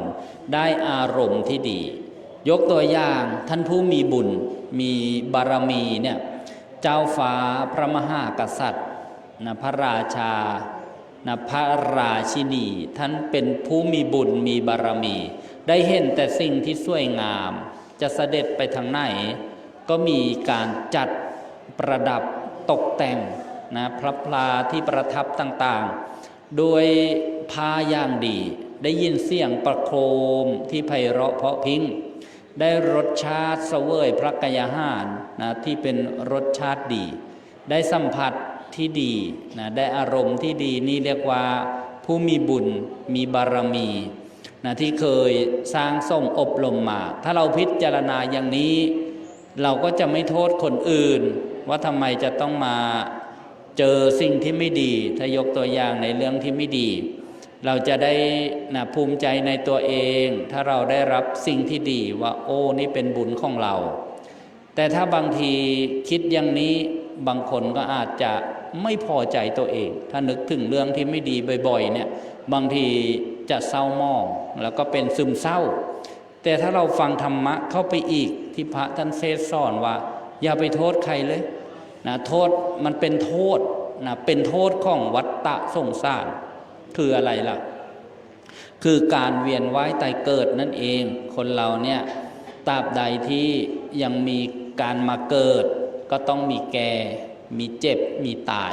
มีพัดพรากแต่ระหว่างนั้นเราอาจจะเจอดีบ้างไม่ดีบ้างดีเราก็ไปหลงไล่ไม่ดีเราก็อยากจะพ้นอยากจะหนีอยากจะหลุดไปจากสิ่งเหล่านี้นะนี่เรียกว่าโทษของวัฏฏะสงสารตราบใดที่เรายังไม่พ้นเราก็จะเจอแบบนี้แหละนะเจอกฎของธรรมชาติเจออารมณ์ต่างๆดีบ้างไม่ดีบ้าง เมื่อนึกถึงว่าโอ้เป็นธรรมดาตราบใดที่เรายังเกิดเดี๋ยวก็ต้องเจอนะสิ่งเหล่านี้อารมณ์ดีบ้างไม่ดีบ้าง แต่ที่ทุกคนต้องเจอก็คือสัจธรรมเกิดแล้วก็ต้องแก่แก่แล้วก็ต้องเจ็บเจ็บแล้วก็ต้องตายตายก็เกิดความพัดพลากเกิดความพัดพลากนะจากกันก็เศร้าโศกเสียใจนะเพราะฉะนั้นเนี่ยพระพุทธเจ้าจึงตรัสรู้แล้วก็นะเข้าสู่นิพพานพระสาวกได้ฟังธรรมได้บรรลุเข้าสู่นิพพานไม่ต้องกลับมาเวียนว่ายตายเกิดเพราะว่าถ้าเกิดเมื่อไหร่ก็ต้องแก่ต้องเจ็บต้องตายเราก็ฟังว่าพระนิพพานเป็นบรมสุขเป็นสุขอย่างยิ่งพ้นทุกข์ทั้งปวงนะไม่ต้องมาเจอกับเรื่องวุ่นวายอะไรต่างๆนะเราจำว่าอย่างนี้นะเราจะทำบุญเกี่ยวกับการให้ทานเราก็ขอมีพระนิพพานเป็นเป้าหมายเราจะรักษาศีลนะเราก็นึกถึงว่าให้เป็นปัจจัยสะสมเสบียงให้ถึงพระนิพพานเราจะภาวนาฟังเทศฟังธรรมเราก็นึกถึงว่าเราจะได้มีความรู้ความเข้าใจมีปัญญาให้บรรลุพระนิพพานเราจะได้พ้นจากความทุกข์ทั้งปวงนะมาระลึกนึกถึงคุณพ่อปริญญาเลี่ยนมณีเนี่ยท่านก็อยู่ดูโลกมาจนถึงอายุ74 ปีระลึกนึกถึงบุญทานการกุศลที่ท่านได้มาสร้างมาทำนะเช่นที่ได้เคยมาทำบุญร่วมกันวัดช่องลมของเราก็หลายอย่างย้อนหลังไปก็20 กว่าปีนู่นนะสมัยนั้นนะสร้างสระน้ำทางเดินสะพานทางลงเนี่ยท่านก็มาร่วมบุญซื้อหญ้ามาปลูกรอบๆสระน้ำนะต่อจากนั้นก็ทำบุญถวายพระพุทธปฏิมากรพระพุทธรูปบ้างงาช้างใหญ่ๆก็จำลองนะงาช้างจำลองก็เอามาถวายหลายสิ่งหลายอย่างแล้วก็ฟังธรรมนะอยู่เป็นเนืองนิดนี่ก็เป็นบุญกุศลที่ท่านได้สร้างได้ทำแต่ว่านะที่ได้กล่าวว่าสัจธรรมของธรรมชาติมีแก่มีเจ็บมีตายมีพัดภาคนะก็เป็นธรรมดาเป็นอย่างนี้แหละนะวันนี้จึงได้นะน้อมนำคำสอนพระพุทธเจ้าเป็นบาลีภาษิตว่าอะทาสิเมอากาสิเมยาติมิตตาสขาจะเมเปตานังทักขินังทัชชาปุเพกตะมนุสสรังซึ่งบทนี้เวลาพระท่านให้พรต่อจากสามัญอนุโมทนายถาสัพพีเนี่ยท่านก็จะสวดเป็นภาษาบาลีต่อท้ายว่าอะทาสิเมอากาสิเมนี่แหละซึ่งแปลเป็นภาษาไทยนะได้ว่าเมื่อนึกถึงอุปการะที่ท่านทำให้ก่อนเช่นนะผู้นี้เคยให้สิ่งนี้แก่เราผู้นี้เคยทำสิ่งนี้แก่เราผู้นี้เป็นญาติมิตรผู้นี้เป็นเพื่อนของเราเมื่อท่านได้ล่วงลับไปแล้วเนี่ยเราก็ควรทำบุญอุทิศให้ท่านเหล่านั้นผู้ล่วงลับไปนะเพราะทำอย่างอื่นไม่เกิดประโยชน์แก่ผู้ล่วงลับนะเช่นการร้องไห้การโศกเศร้าเนี่ยไม่เกิดประโยชน์ที่ได้กล่าวว่าเมื่อนึกถึงอุปการะที่ท่านทำให้ก่อนเช่นคุณงามความดีของคุณพ่อปริญญาเลี่ยนมณีเนี่ยท่านก็มีอุปการะกับครอบครัวนะภรรยาลูกๆต่างๆเนี่ยนึกถึงนะถ้าเป็นลูกเราก็ต้องนึกถึงตอนเราเป็นเด็กทารกยังช่วยเหลือตัวเองไม่ได้นะได้ไข่เป็นผู้เลี้ยงดูนะเป็นผู้อุ้มชูเวลาเราป่วยไข้ใครพาไปหาหมอใครหาข้าวอาหารใครสร้างบ้านให้เราอยู่ใครซื้อเสื้อผ้าให้เราใส่ใครส่งเสียให้เราไปเล่าเรียนศึกษานี่เรียกว่าระลึกนึกถึงอุปการะที่ท่านนะเคยทำให้กับเราต่อจากนั้นเราเมื่อระลึกนึกถึงพระคุณท่านแล้วเราก็ต้องเลี้ยงท่านตอบดูแลท่านเวลาท่าน ป่วยไข้เนี่ยลูกๆครอบครัวก็ต้องดูแลอันนี้แหละเป็นการตอบแทนนะเมื่อนึกถึงแล้วเรียกว่านะกตเวทีนะระลึกถึงคุณท่านเรียกว่ากตัญญูตอบแทนบุญท่านเรียกว่ากตเวทีจนกว่าท่านจะถึงที่สุดนะละจากโลกนี้ไปแล้วนะเราก็มาทำบุญอุทิศให้ท่านนะให้กำลังกับพระสงฆ์นะถวายทานนะเรียกว่าได้สร้างกองบุญไว้แล้วก็อุทิศให้ท่านแล้วก็บุญที่เราสร้างเนี่ยนอกจากอุทิศแล้วก็ยังเป็นบุญของเราด้วย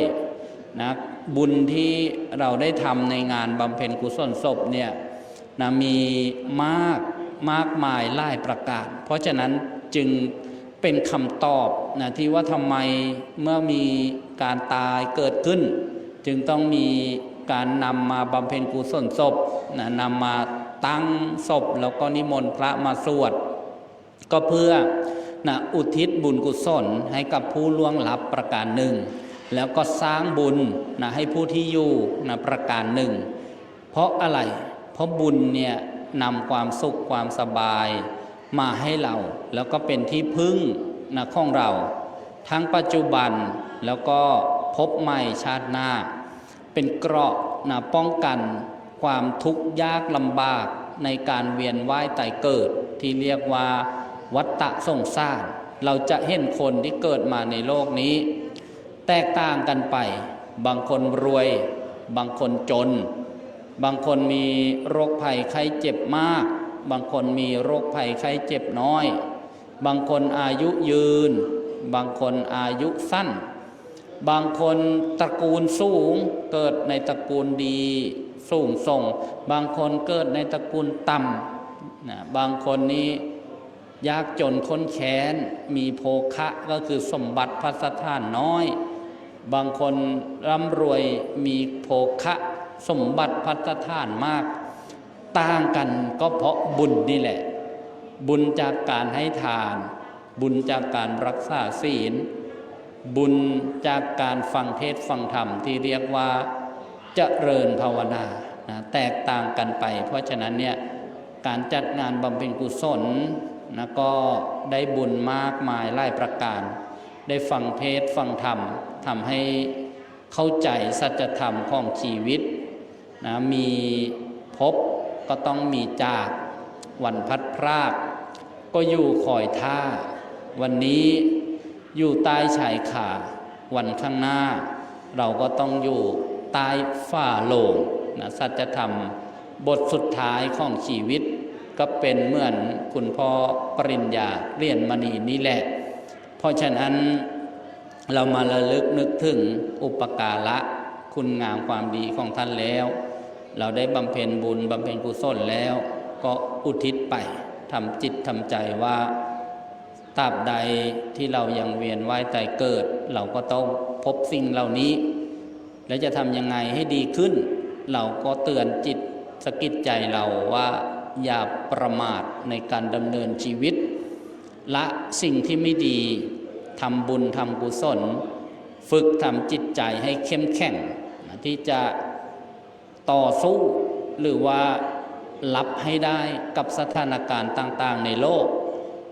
ซึ่งมีความผันผวนเปลี่ยนแปลงที่เรียกว่าอนิจจังนั่นเองแล้วก็บีบคั้นทนอยู่ไม่ได้เรียกว่าทุกขังแล้วก็เราเนี่ยไม่สามารถที่จะบังคับบัญชาอะไรได้เลยโลกนี้เรียกว่าอนัตตาเช่นตัวเราเนี่ยเรายังบังคับไม่ได้เลยอาจจะบังคับให้ตอนที่เราสุขภาพดีเนี่ยให้เดินไปนู่นไปนี่ได้แต่บังคับว่าอย่าแก่ร่างกายไม่ฟังเราบังคับว่าอย่าปวดท้องหนักอย่าปวดเบานะอย่าป่วยไม่ฟังเรานะเพราะฉะนั้นเนี่ยสัจธรรมของธรรมชาติก็คือสิ่งเหล่านี้แหละเราก็ฝึกนะให้ใจเรามันเข้มแข็งยอมรับให้ได้กับเหตุการณ์ต่างๆเหมือนคำโบราณท่านกล่าวสอนไว้สมัยก่อนว่าอะไรมันจะเกิดมันก็ต้องเกิดอะไรมันจะเกิดมันก็ต้องเกิดเมื่อมันเกิดก็มันก็ต้องเกิด เราก็ต้องทำใจให้ได้เพราะฉะนั้นงานบำเพ็ญกุศลศพชาปนกิจศพคุณพ่อปริญญาเรียนมณีอายุ74ปีในวันนี้เป็นวันสุดท้ายสามเณรได้ยินป่ะพนมมือลูกจะชาปนกิจศพใครวันเนี้ยจะเผาศพใครเนนเผาด้วยป่ะเผาเนนด้วยป่ะ ยังไม่เผานะเนนบวชแล้วมีศีลเดี๋ยวต้องอุทิศบุญให้ผู้ล่วงลับนะเรียกแตกต่างกันไปก็มานะสร้างบุญสร้างกุศลด้วยการฟังเทศน์ฟังธรรมท้ายที่สุดแห่งการแสดงพระธรรมเทศนาข้ออาราธนาคุณพระศรีรัตนตรัยมีคุณพระพุทธเจ้าคุณพระธรรมคุณพระสงฆ์คุณงามความดีบุญญาบารมีที่ได้สร้างสมอบรมมาบุญกุศลคุณงามความดีของครอบครัวเลี่ยนมณีและท่านเจ้าภาพทุกๆคณะทุกท่านทุกนามที่มาเป็นเจ้าภาพบำเพ็ญกุศลศพสวดพระอภิธรรมตั้งแต่ต้นจนมาถึงวันนี้บุญกุศลของครอบครัวผู้วัยชนที่ได้สร้างกระทำมาดีแล้วก็จงเป็นอนุคามินีติดตัวตามตนอุทิศบุญกุศลไปให้คุณพ่อปริญญาเรียนมณีผู้วัยชนถ้าท่านไปถือปฏิสนธิอุบัติบังเกิดณสถานที่ใดที่สามารถจะรับอนุโมทนาบุญนี้ได้ก็ขอให้ท่านยินดีรับอนุโมทนาบุญนี้ถ้าท่านได้รับความทุกข์ก็ขอให้พ้นจากทุกข์ถ้าท่านได้รับความสุขก็ขอให้มีความสุขยิ่งขึ้นไปในสัมปรายภพที่ไปถืออุบัติบังเกิดขึ้นตลอดถึงข้ออานิสงส์บุญบารมีกุศลทั้งหลายเหล่านี้จงปกปักรักษาปกป้องคุ้มครองให้คณะท่านเจ้าภาพครอบครัวผู้วัยชนครอบครัวเลี่ยนมณีท่านเจ้าภาพบำเพ็ญกุศลศพสวดพระอภิธรรมทุกคณะทุกท่านทุกรายชื่อรายนามและญาติสาโลหิตมวลหมู่ญาติมิตรพี่น้องที่มาร่วมงานบำเพ็ญกุศลศพชาปนกิจศพวันนี้ขอให้มีความสุขมีความเจริญยิ่งขึ้นไปเจริญไปด้วยจตุรพิธพรชัยทั้ง4ประการคืออายุวันนะสุขะพละปฏิภาณธนสารสมบัติธรรมสารสมบัติได้ศึกษาธรรมะและประพฤติปฏิบัติธรรมนำตนให้พ้นทุกข์ถึงสุขอันไพบูรณ์กล่าวคือมรรคผลพระนิพพานด้วยกันทุกท่านทุกคนแสดงพระธรรมเทศนามาก็เห็นว่าสมควรแก่กาลเวลาจึงขอสมุติยุติลงคงไว้แต่เพียงเท่านี้เอวังก็มีด้วยปการฉนี้ยะถาวาริวหาปุราปริปุเรนติสาครังเอวะเมวะอิโตทินังเปตานังอุปกปติอิชิตังบัติตังตุมหังคิปะเมวะสมิจจตุสพเพปุเรนตุสังกปาจันโทปนะระโสยถามณิโชติระโสยถาสัพพิติโยวิวัตชันตุสัพพโรโควินัสสตุมาเตภวัตวันตรายโยสุขีทีขายุโกภวะอภิวาทนาสีลิสนิจจังวุฒาปัจจายโนจัตตารโอธรรมาวัฏันติอายุวันโนสุขังภะลัง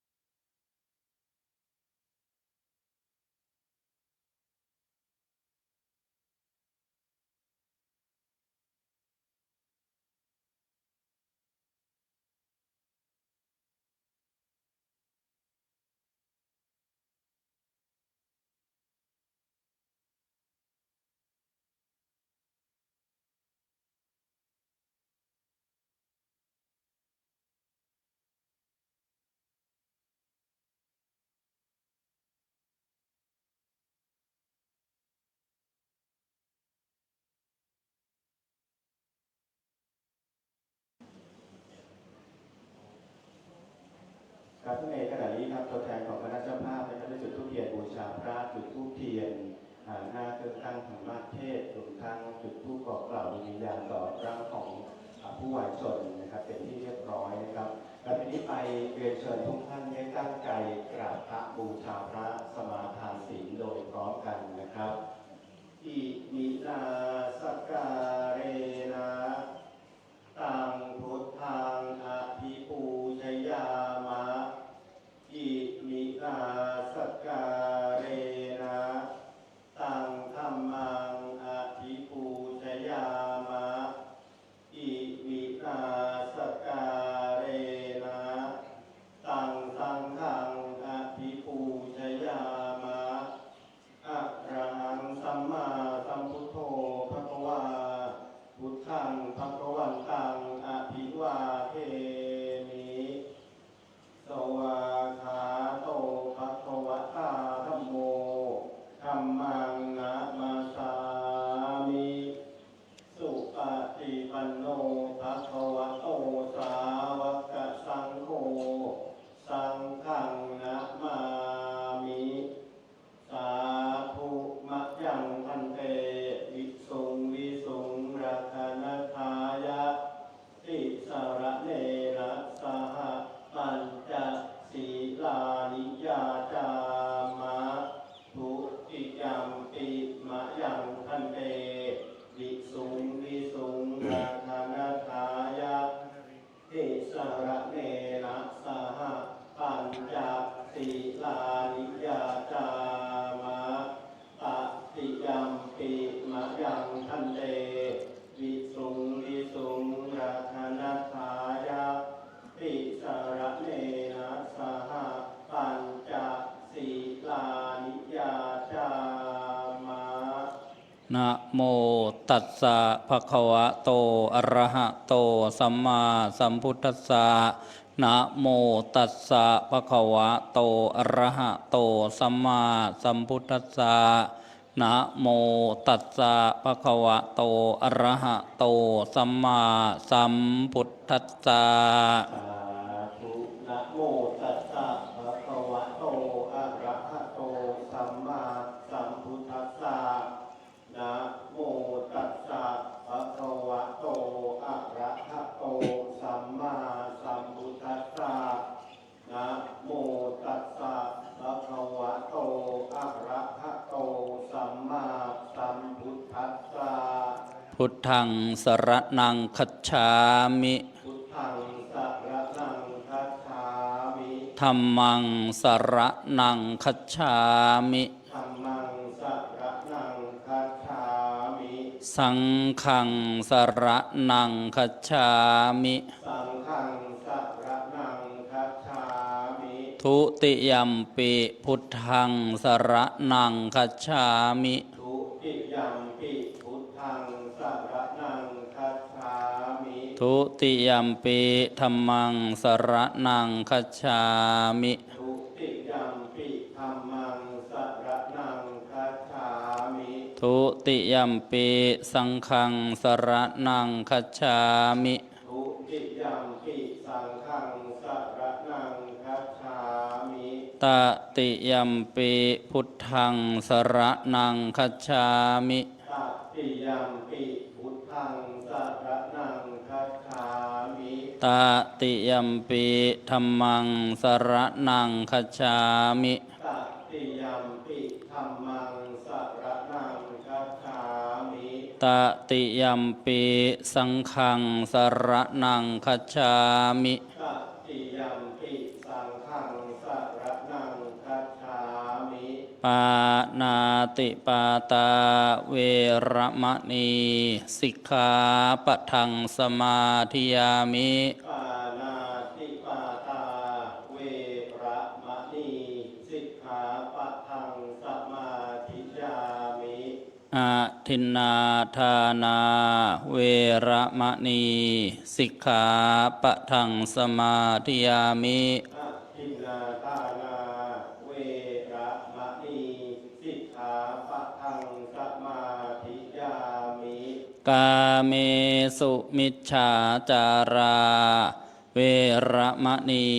สิกขาปะทังสมาธิยามิ กาเมสุมิชาจาราเวระมะนีสิกขาปะทังสมาธิยามิ มุสาวาทาเวระมะนีสิกขาปะทังสมาธิยามิ มุสาวาทาเวระมะนีสิกขาปะทังสมาธิยามิ สุราเมรยมัชฌะปมาทฐานะอาเว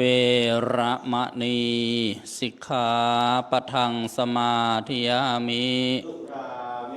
ระยะมัชฌะปมาทฐานาเวระมะนีสิกขาปะทังสมาธิยามิ อิมานิปัญจสิกขาปทานิสีเลนะสุขติงยันติสีเลนะโภคะสัมปทาสีเลนะนิพุติงยันติตัสมาสีลังวิโสทะเย ครับทีนี้ไปได้ตั้งใจว่านะโมพร้อมกันนะครับเพื่อกล่าวคำถวายพระไตรอุทิศส่วนกุศลให้กับเตี่ยแก้วสีเหลืองว่านะโมพร้อมกันนะครับนะโมตัสสะภะคะวะโตอะระหะโตสัมมาสัมพุทธัสสะนะโมตัสสะภะคะวะโตอะระหะโตสัมมาสัมพุทธัสสะนะโมตัสสะภะคะวะโตอะระหะโตสัมมาสัมพุทธัสสะเดี๋ยวทุกท่านว่าตามนะครับอิมานิมะยังคันเตทิจีวรานิอายัสสะเทมะสาธุโนพันเตอะยังติจีวระบูชาวิปาโกอัมหากังมาตาปิตุยาตีนังกาลกตานังสังวัตตตุอัมหากังอาทโยยาตกาทานะปัตติงละพันตุอัมหากังเจตสาติ สาธุ สาธุพระมาจโลกาภิปติสหัมปติกัจฉัญชลีอธิวรังอาญาจาตาสันติภะสัตตาปรจักขชาธิกาเอเตตุกัมมังอนุกรรมปิมังปะทัง นะโมตัสสะภะคะวะโตอะระหะโตสัมมาสัมพุทธัสสะนะโมตัสสะภะคะวะโตอะระหะโตสัมมาสัมพุทธัสสะนะโมตัสสะภะคะวะโตอะระหะโตสัมมาสัมพุทธัสสะสัพพะทานังธัมมะทานังชินาติสัพพะระสังธัมมะระโสชินาติสัพพะระติงธัมมะระติชินาติตัณหักขโยสัพพะทุกขังชินาติติณโอกาสบัดนี้อาตมภาพจักได้แสดงพระธรรมเทศนาเพื่อเป็นเครื่องทักษิณานุปทานกิจอุทิศบุญกุศลให้แก่ผู้วัยชนไปสู่ปรโลกเบื้องหน้าแล้วคือนายแก้วสีเหลืองอายุ75ปีหรือบุคคลที่เคารพรักในครอบครัวจะเรียกว่าเตี่ยแก้วสีเหลืองและเพื่อเป็นเครื่องประดับสติปัญญาส่งเสริมศรัทธาความเชื่อวิริยะความภาคเพียรตามคำสั่งสอนขององค์สมเด็จพระบรมศาสดาสัมมาสัมพุทธเจ้าคลายความเศร้าโศกเสียใจจาก การที่เรามีคนที่เรารักนะต้องมาจากไปก่อนที่จะได้มีพิธีการชาปนกิจศพในวันนี้จนกว่าจะถึงเวลาอันสมควรวาระโอกาสที่เราเรียกกันว่าฟังพระท่านเทศแจงก็เป็นบุญกิริยาอย่างหนึ่งหมายถึงว่าฟังพระนะก็ได้บุญเกิดจากการฟังธรรมเรียกเป็นภาษาธรรมะว่าธรรมัสวนะใหม่นะบุญเกิดจากการฟังธรรมดีอย่างไรนะพระท่านนำข้ออัดข้อธรรมมาแสดงมาจำแนกแจกแจงให้ได้รู้จักว่าสิ่งที่เราเรียกกันว่าบำเพ็ญบุญบำเพ็ญกุศลนั้นมีสาระมีประโยชน์อะไรบ้างอย่างนี้เป็นต้นและ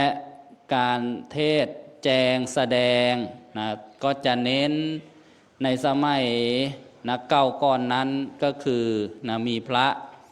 ท่านมาเทศไล่ธรรมาสด้วยกันเช่น2ธรรมาสบ้าง3ธรรมาสบ้างสมมุติซึ่งกันและกัน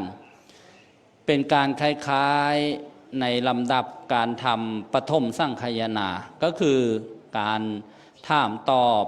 เกี่ยวกับพระธรรมคำสอนนะพระวินัยนะพระสูตรพระอภิธรรมที่พระพุทธเจ้าทรงบัญญัติไว้นะว่ามีอะไรบ้างมีเรื่องเป็นมาเป็นไปอย่างไรเพื่อเป็นการสืบอายุของพระพุทธศาสนานะให้ยืนยาวนานขึ้นและเป็นการบำเพ็ญกุศลนะที่เป็นบุญใหญ่เป็นกุศลใหญ่เช่นในสมัยหลังพระพุทธเจ้าปรินิพพานแล้วมีพระเจ้าอาชาติศัตรูได้เป็นองค์อุปถัมภ์การทำปฐมสังคายนาพระเจ้าอาชาติศัตรูเนี่ยก็เมื่อ 2,600 กว่าปีที่ล่วงมาแล้วนะเป็นราชาของนะกรุงรัชคฤห์แคว้นมคธแต่ว่านะด้วยความหลงผิดเข้าใจผิดไปคบนะคนผิดนะสั่งให้ทำปิตุฆาตฆ่าพ่อนั่นเองนะเป็นบาปกรรมอันหนัก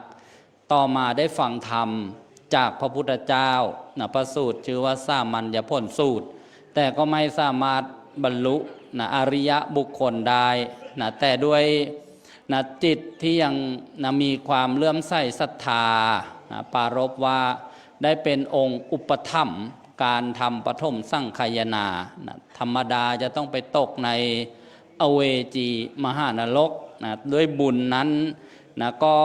นะทำให้ไปตกในโลหะกุมพีนะนรกแทนนะก็เรียกว่านะเป็นบุญที่ท่านระลึกนึกถึงนะพระคุณของนะบิดานะที่เคยนะมีปฏิการะคุณต่อท่านนี่เรียกว่านะในประเพณีหลังที่พระพุทธเจ้าปรินิพพานแล้ว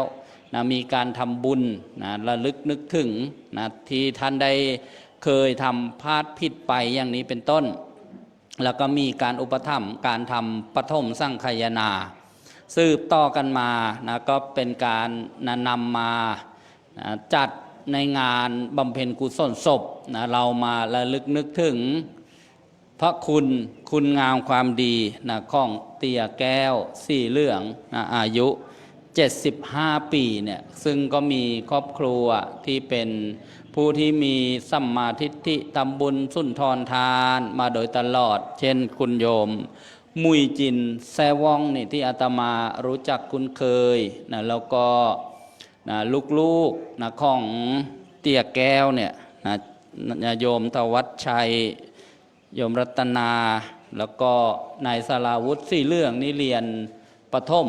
มาด้วยกันกับอาตมาภาพนะรู้จักกันมาตั้งแต่เล็กแต่น้อยเล่น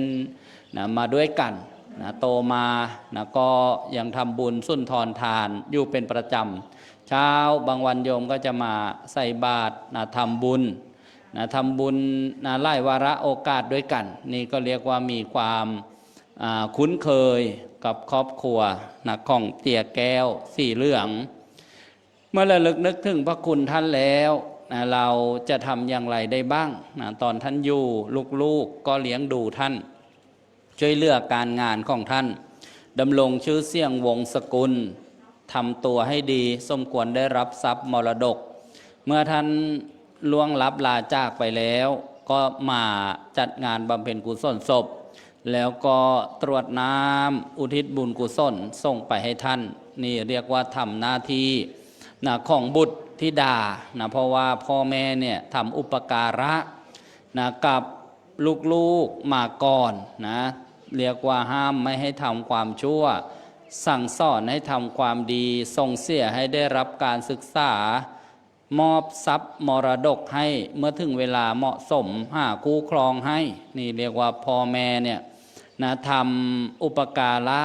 นะกับลูกๆก่อนท่านบอกว่าบุพการีทำนะอุปการะโดยนะไม่คิดหวังผลประโยชน์อะไรนะต่อมาลูกๆนะก็ต้องรู้คุณของพ่อของแม่ถ้าใครรู้คุณพ่อแม่เรียกว่ามีความกตัญญูรู้อย่างเดียวก็ยังไม่พอก็ต้องตอบบุญแทนคุณท่านด้วยนะตามโอกาสที่เหมาะสมจึงจะเรียกว่ามีกตเวทีนะความกตัญญูความกตเวทีเนี่ยนะเป็นภูมิเป็นนะพื้นฐานนะของคนดีคนจะดีหรือไม่ดีนะก็ดูว่าเข้ากตัญญูกตเวทีกับพ่อกับแม่ของเขาหรือเปล่านะเพื่อนฝูงจะคบ5สมาคมนะจะไว้เนื้อเชื่อใจนะก็ดูว่าคนนั้นเนี่ยมีความกตัญญูกตเวทีรักพ่อรักแม่เลี้ยงดูพ่อแม่ไหมเวลาพ่อแม่เจ็บไข้เนี่ยถ้าใครไม่มีตรงนี้ก็ให้สันนิษฐานไว้ก่อนได้นะว่าเป็นคนที่ไม่มีคุณธรรมมาเป็นคนที่ไม่น่าคบ5สมาคมเพราะว่าพ่อแม่นะเลี้ยงดูเข้ามาตั้งแต่อ่อนแต่ออกนะยังไม่มีความสำนึกนะเราเป็นเพื่อนจะไปไว้เนื้อเชื่อใจอะไรได้บ้างนะความที่เขาไม่มีคุณธรรมข้อนี้แหละเป็นพื้นฐานนะพื้นฐานของชีวิตของคนเรานะก็เหมือนในตึกรามบ้านช่องใหญ่ๆถ้าเราทำพื้นฐานไว้ไม่ดีก่อขึ้นไปสูงเท่าไรวันหนึ่งวันใดไม่ล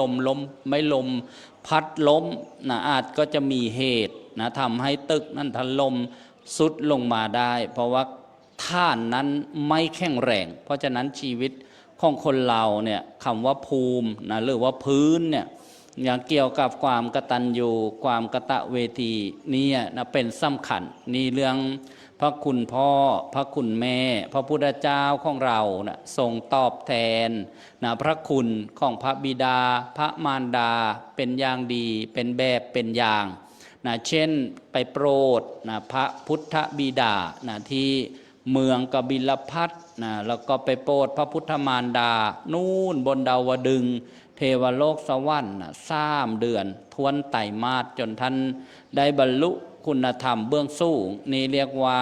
ตัวอย่างขององค์สมเด็จพระสัมมาสัมพุทธเจ้านะเมื่อมาระลึกนึกถึงเตี่ยแก้วสีเหลืองท่านอยู่ในโลกนี้ได้ถึงอายุ75 ปีท่านบอกว่าในปัจจุบันเนี่ยอายุของมนุษย์นะก็ประมาณนี้แหละนะประมาณ75 ปีนะถ้า 2,500 กว่าปีที่แล้วเนี่ยอายุของมนุษย์ก็ประมาณ100 ปีนะพอนะได้100 ปีอายุมนุษย์ก็จะลดลงมา1 ปีนะเพราะฉะนั้นเตี่ยแก้วเนี่ยท่านก็อยู่ได้เต็มนะอายุของมนุษย์อีกหน่อยหนึ่งแต่ในธรรมะเนี่ยชีวิตนะหรือว่าอายุของมนุษย์นี้ไม่แน่ไม่นอนนะขึ้นอยู่กับบุญแล้วก็บาปนะเรียกว่าเหตุปัจจัยที่จะทำให้มีอายุยืนมีอายุสั้นแตกต่างกันไปนะบางคนนี้อายุเป็น100 ปีนะบางคนเกิดมาไม่กี่ปีนะก็เสียชีวิตนะล้มหายตายจากไปก่อนวัยอันควรท่านบอกว่าในโลกมนุษย์ที่เราอยู่อาศัยเนี่ยชื่อว่าชมพูทวีปอายุมนุษย์ไม่แน่ไม่นอนนะแต่ถ้าเป็นทวีปอื่นๆอีก3 ทวีปนั่นนะอายุในมนุษย์ในโลกนั้นๆนะแน่นอนนะเช่นบางโลกเนี่ย700 ปีจึงต้องตายนะบางทวีปหรือโลกหนึ่งเนี่ยนะ500 ปีต้องตายนะบางทวีปเนี่ย 1,000 ปีจึงต้องตายถ้าไม่อยู่ถึงนั้นไม่ตายแต่ทวีปที่เราอยู่นะเรียกกันว่าชมพูทวีปนะให้เข้าใจง่ายๆว่าอายุเนี่ยไม่แน่ไม่นอนเราจึงเห็นคนที่ นะอายุยืนบ้างอายุปานกลางบ้างอายุสั้นบ้างตายจากไปมาระลึกนึกถึงชีวิตนะของคนเราเนี่ยเปรียบเหมือนการเดินทางนะเริ่มกันตั้งแต่นะเราคลอดออกมานะก็ดำเนินนะตามหนทางนะตามเส้นทางของชีวิตสุดท้ายนะปลายทางนะก็คือความตายนะที่นำความพัดพลากนะมาสู่เราท่านทั้งหลายทั้งผู้ที่จากไปนะแล้วก็ผู้ที่อยู่นะเพราะฉะนั้นมาระลึกนึกถึงอย่างนี้แล้วนะจะทำอย่างไรให้เกิดประโยชน์จากการที่นะมีการสูญเสียเกิดขึ้นก็จึงมีการจัดงานบำเพ็ญกุศลศพนะวันแรกๆตั้งแต่วันเริ่มต้นนั้นก็นิมนต์พระมาสวดสาธยายพระอภิธรรม7คัมภีร์ถึงแม้เราจะฟังไม่เข้าใจเป็นภาษาไทยแต่เราฟังด้วยจิตสงบจิตเลื่อมใสนะไม่ให้ฟุ้งซ่านส่งใจไปทางไหนใจนะจดจ่ออยู่ที่เสียงพระท่านสวดกุศลาธรรมาอกุศลาธรรมานี่แหละนะก็เป็นเกิดเป็นบุญเป็นกุศลขึ้นมาได้ถึงแม้นะเรานะฟังไม่เข้าใจเพราะบางครั้งนะบางโอกาสนะที่เราสูญเสียคนรักคนที่เราผูกพันใหม่ๆเนี่ยบางคนไม่อยากจะรับรู้เรื่องอะไรนะไม่อยากจะพิจารณาอะไรนะเพราะฉะนั้นพระท่านจึงนำพระธรรมคำสอนที่องค์สมเด็จพระสัมมาสัมพุทธเจ้าเนี่ยท่านนะแสดงธรรมโปรดพุทธมารดานะถึงแม้ว่าเราจะฟังไม่รู้เรื่องในความหมายแต่ให้เรามีศรัทธาว่านี่คือคำสั่งสอนของพระพุทธเจ้านะใจของเราเนี่ยนะก็สงบขึ้นมาได้นะคลายความเศร้าโศกนะคลายความเสียใจขึ้นมาได้คลายความเศร้าหมองในจิตใจขึ้นมาได้ใจก็ผ่องใสขึ้นมาได้ถึงแม้ว่านะเรายังไม่เข้าใจนะในหัวข้อธรรมะนะแล้วต่อจากนั้นเนี่ยก็มีการบำเพ็ญทานนะถวายทานสังฆทานอุทิศนะแล้วก็กล่าวคำถวายน้อมจิตอุทิศกรวดน้ำนะไปให้เตี้ยแก้วนะสีเหลืองนะผู้วัยชนถ้าท่านไปเกิดในภพภูมิที่สามารถรับอนุโมทนาบุญที่ญาติอุทิศให้ได้เนี่ยท่านเมื่อท่านอนุโมทนาบุญเนี่ยท่านก็จะพ้นจากความทุกข์ความเดือดร้อนถ้าท่านได้รับความทุกข์นะแต่ถ้าท่านได้รับความสุขท่านก็จะมีความสุขนะยิ่งขึ้นไปตลอดถึง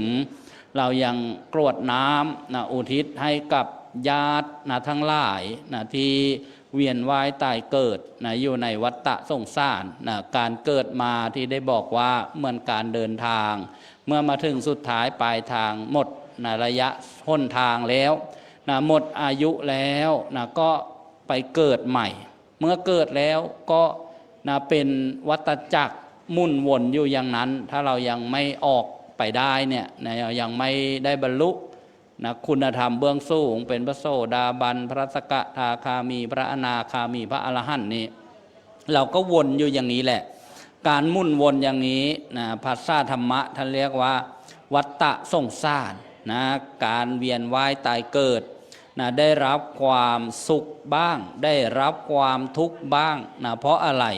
เพราะเราทำนะทุกวันเนี่ยนะมีทั้งบุญมีทั้งบาปนะในวิสัยนะของปุถุชนคนที่ยังหน้าไปด้วยกิเลสนะบางครั้งบางคราวนะก็เพ้อพลาดประมาทไปด้วยนะโทสะบ้างโลภะบ้างโมหะบ้างนะสลับสับเปลี่ยนกันบางครั้งบางคราวมีศรัทธามีใจดีนะก็ได้ให้ทานก็ได้รักษาศีลก็ได้เจริญภาวนาฟังเทศฟังธรรมบ้างเพราะฉะนั้นการจัดงานบำเพ็ญกุศลศพนะวันแรกๆมีการฟังพระอภิธรรมมีการถวายทานมีการสมาทานนะรักษาศีลมีการนะไหว้นะระลึกนึกถึงผู้วัยชนนะด้วยเครื่อง ไหว้ต่างๆนะก็เป็นการบูชาคุณงามความดีท่าน อีกประการหนึ่งมีการต้อนรับแขกนะที่มาแสดงความอาลัยในงานนะมากันมากมายนะต้อนรับด้วยน้ำจิตน้ำใจนะน้ำใส่ใจจริงต้อนรับด้วยอามิตรสิ่งของนะของกินนะของบริโภคต่างๆได้ให้กำลังจิตได้ให้กำลังใจกันทีนี้มาถึงวันสุดท้ายก็มาฟังเทศน์นะมาฟังธรรมะกันนะพระท่านก็จะได้แสดงนะสิ่งที่จำเป็นกับชีวิตของคนเรานะก็คือว่าชีวิตของคนเราที่ได้กล่าวว่าเมื่อเดินทางเนี่ยวันนี้มาถึงวันสุดท้ายนะของเตี่ยแก้วสี่เรื่องที่จะมีอัตภาพร่างกายนะอยู่ในโลกใบนี้อีกไม่กี่นาทีก็จะเข้าสู่พิธีนะชาปนกิจเมื่อเราคิดอย่างนี้แล้วดีอย่างไรนะก็ดีไม่ถึงว่าเรานะศึกษาความจริงของชีวิตนะความจริงของชีวิตเช่นมีเกิดมีแก่มีเจ็บมีตายแล้วก็นะไม่มีใครที่จะหนีไปได้นะหลุดพ้นไปได้แล้วจะดียังไงต่อไปคือเรานะทำใจได้นะมาระลึกนึกถึงตัวเรานะเมื่อเรามากราบนะขอขมาสรีระล่างนะของเตี่ยแก้วสี่เรื่องเนี่ยว่านะกายกรรมคือการกระทำต่างๆทางกายนะวจีกรรมคำพูดต่างๆที่เราได้เคยพูดไปมโนกรรมความคิดต่างๆที่เรานะเคยล่วงเกินนะเตี่ยแก้วสี่เรื่องไปด้วยความเพ้อพลาดประมาทอะไรต่างๆเราก็ขออโหสิกรรมขอขมาลาโทษ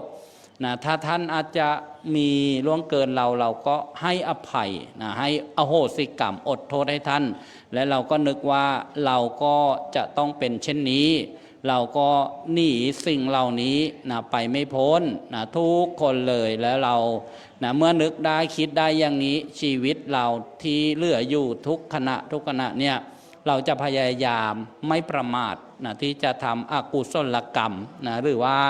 ทำบาปทำทุจริตทำผิดต่างๆเพราะสิ่งที่เป็นบาปเป็นทุจริตเนี่ยความทุกข์นำความทุกข์มาให้เรานำความทุกข์ทางด้านจิตใจนำความทุกข์ทางด้านร่างกายนะในปัจจุบันนะเช่นนึกถึงนะก็ร้อนใจนะนึกถึงก็ไม่สบายใจนะไม่ถึงความไม่ดีต่างๆเนี่ยนะต่อจากนั้นอาจจะนะถูกจองจำทำโทษนะก็นำความทุกข์มาให้ร่างกายของเรานะสิ้นอิสรภาพนะถูกจองจำอยู่ในเรือนจำเป็นต้นต่อไปนะวันหนึ่งวันใดที่เราจากไปเนี่ยนะต้องไปโดนลงโทษในอบายภูมิอีกบ้างก็ตกนรกบางก็ไปเกิดเป็นเปรตบางก็เป็นอสุรกายเป็นปีศาจบางก็เป็นสัตว์เดรัจฉานนะได้รับความทุกข์ในอบายภูมิเพราะฉะนั้นเราก็จะได้เตือนจิตสะกิดใจเราว่าอย่าประมาทไปทำบาปทำอกุศลนะทุกที่นั่นแหละนะถ้าเราระลึกขึ้นมาได้อย่างนี้ชีวิตเราก็มีประโยชน์ต่อมาเราก็มาระลึกนึกถึงบุญกุศลนะคุณงามความดีต่างๆเมื่อเราเกิดมามีโอกาสดีแล้วนะเพราะว่าเรามาเกิดเป็นมนุษย์ได้เนี่ยเพราะเราเคยทำความดีมานะเราเคยทำบุญมา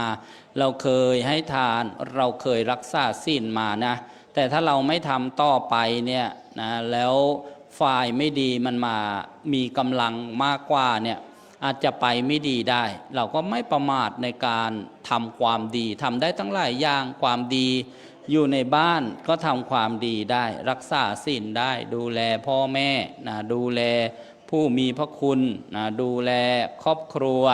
ดูแลลูกนะทำบุญสุนทรทานกับพระกับผู้ทรงศีลทรงธรรมมีความดีให้ทำมากมายเลยต่อมาเราก็มาฝึกนะจิตฝึกใจนะอย่างกับเรามางานบำเพ็ญกุศลศพชาปนกิจศพเนี่ยเราก็มาฝึกจิตเราก็มาฝึกใจกันให้เข้าใจนะให้เข้าใจว่าความจริงของชีวิตนะก็มีเท่านี้แหละนะบางครั้งบางคนเนี่ยวุ่นวายไปมากเกินไปนะคิดมากเกินไปจนเสียสมดุลนะของชีวิตบางคนมากจนเสียสติเสียการควบคุมตัวเองนะบางคนไปหา ยูกห้ายามึนเมานะมากินมาเสพนะเสียดายอัตภาพร่างกายนะชีวิตของมนุษย์ เพราะฉะนั้นมางานนะบำเพ็ญกุศลศพเราก็จะได้ฟังเทศน์เราก็จะได้ฟังธรรมนะเพื่อเป็นเครื่องเตือนจิตสะกิดใจเราไม่ให้ประมาทในการดำเนินชีวิตให้มีปัญญานะแปลว่าความรู้นะในการดำเนินชีวิตของคนเรานะวันนี้อาตมาภาพจึงได้ยกบาลีนิเคปบทขึ้นเป็นเบื้องต้นว่าสัพพะทานังธรรมะทานังชินาติสัพพะระสั่งธรรมะระโสชินาติสัพพะระติงธรรมะระตีชินาติตันหักขโยสัพพะทุกขังชินาตินะซึ่งแปลเป็นภาษาไทยได้ว่าธรรมทานย่อมชนะทานทั้งปวงรสแห่งธรรมย่อมชนะรสทั้งปวงความยินดีในธรรมย่อมชนะความยินดีทั้งปวงความสิ้นไปแห่งตัณหาย่อมชนะทุกข์ทั้งปวงนะในสมัยพุทธกาล 2,600 ปีล่วงมาแล้วเนี่ยมีเทวดามาถามปัญหากับพระพุทธเจ้าว่านาทานนาชนิดใดนะที่เลิศที่สุดนะพระพุทธเจ้าตอบว่าธรรมทานนะชนะทานทั้งปวงธรรมะคืออะไรอ่ะคือความจริงคือกฎของธรรมชาติคือผลของการปฏิบัติตามกฎของธรรมชาตินะหรือคำสั่งสอนของพระพุทธเจ้านะธรรมะนะที่จัดว่าเป็นทานก็คือให้ธรรมะเป็นทานทำไมชนะนะทานทั้งปวงทานทั้งปวงมีอะไรบ้างล่ะนะเช่นการให้ข้าวนะให้น้ำให้ผ้าให้ยาให้ที่อยู่อาศัยเนี่ยก็ได้กินได้ใช้นะไปชั่วระยะเวลาหนึ่งแต่การให้ธรรมะเนี่ย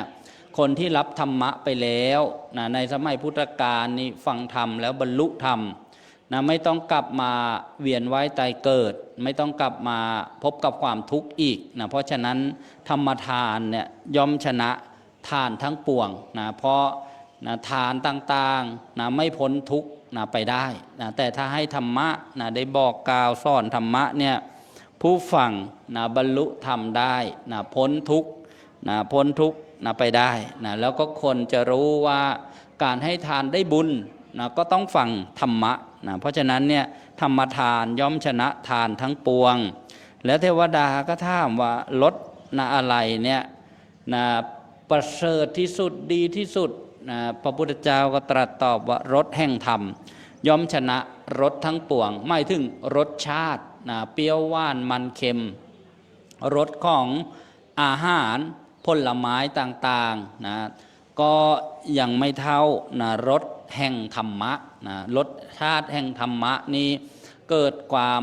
เข้าใจนะเกิดความซาบซึ้งนะหายความสงสัยจิตผ่องใสนะเพราะฉะนั้นนะรสแห่งธรรมะย่อมชนะรสทั้งปวงนะเทวดาก็ถามอีกนะทำไมนะบัณฑิตจึงกล่าวว่าความยินดีในธรรมเนี่ยย่อมชนะความยินดีทั้งปวงความยินดีนะดีอกดีใจนะบางคนนะถูกรางวัลบ้างบางคนนะได้เงินได้ทองได้บ้านได้รถยินดีปีดาเป็นนักหน้าแต่นะยังไม่เท่าความยินดีในธรรมนะความยินดีในธรรมชนะความยินดีทั้งปวงยินดีในธรรมนะหมายถึงว่าคนเราเนี่ยเข้าใจธรรมะปฏิบัติธรรมะพอใจนะในธรรมะนะแล้วก็ไม่ทำความพลาดผิดไม่ทำบาปนะทำแต่สิ่งที่ถูกต้องดีงามนะแต่ถ้าคนไปยินดีในสิ่งที่เป็นวัตถุสิ่งของเงินทองอะไรเนี่ยยังไม่เท่านะความยินดีในธรรมะเพราะความยินดีในแบบนั้นเนี่ยบางทีประกอบไปด้วยความยึดติดถือมั่นนะบางทีเห็นผิดนะไปยินดีมากๆอาจจะทำบาปได้ด้วยการโกงบ้างการทุจริตบ้างเพราะฉะนั้นเนี่ยความยินดีในธรรมะเนี่ยย่อมชนะความยินดีทั้งปวงนะเพราะเป็นเหตุเป็นปัจจัยให้พ้นจากความทุกข์ทั้งหลายได้ต่อมาพระพุทธเจ้าก็ตรัสสอนว่าความสิ้นไปแห่งตัณหาย่อมชนะทุกข์ทั้งปวงนะอะไรคือตัณหาล่ะ คือความทะยานอยากนะที่มันอยู่ในจิตในใจของเราเนี่ยนะอยากจะนะมีนะโดยทุจริตอยากไม่รู้จักพอนั่นเองนะอยากมีตำแหน่งบ้างนะอยากมีเงินมีทองบ้างนะหรือบางคนไม่อยากป่วยไม่อยากตายทำใจไม่ได้นะทุกข์เดือดร้อนวุ่นวายเพราะฉะนั้นถ้าเจ้าตัณหาเนี่ยมันยังไม่สิ้นไปเนี่ยคนทั้งหลายก็เป็นทุกข์นะอยู่ตลอดไปนะเมื่อใดประสบกับสิ่งที่ไม่ได้ดังใจก็เดือดร้อนใจขัดเคืองใจเศร้าใจเสียใจแต่เมื่อใดที่เจ้าตัณหามันสิ้นไปแล้วนี่นะทุกข์นะที่เกิดจากนะความไม่พอใจหรือว่าความนะเห็นผิดต่างๆเนี่ยมันจะดับไปจะสิ้นไปเพราะฉะนั้นเนี่ยอานิสงส์นะก้องการฟังธรรมะเนี่ยมีมากมายหลายประการด้วยกันการแสดงธรรมะในงานศพก็ดีในงานต่างๆก็ดีจึงเป็นสิ่งที่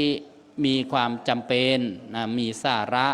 มีประโยชน์นะอย่างกับงานบำเพ็ญกุศลศพนี้นะเราก็มาระลึกนึกถึงคุณงามความดีของผู้วัยชนเตี้ยแก้วสีเหลือง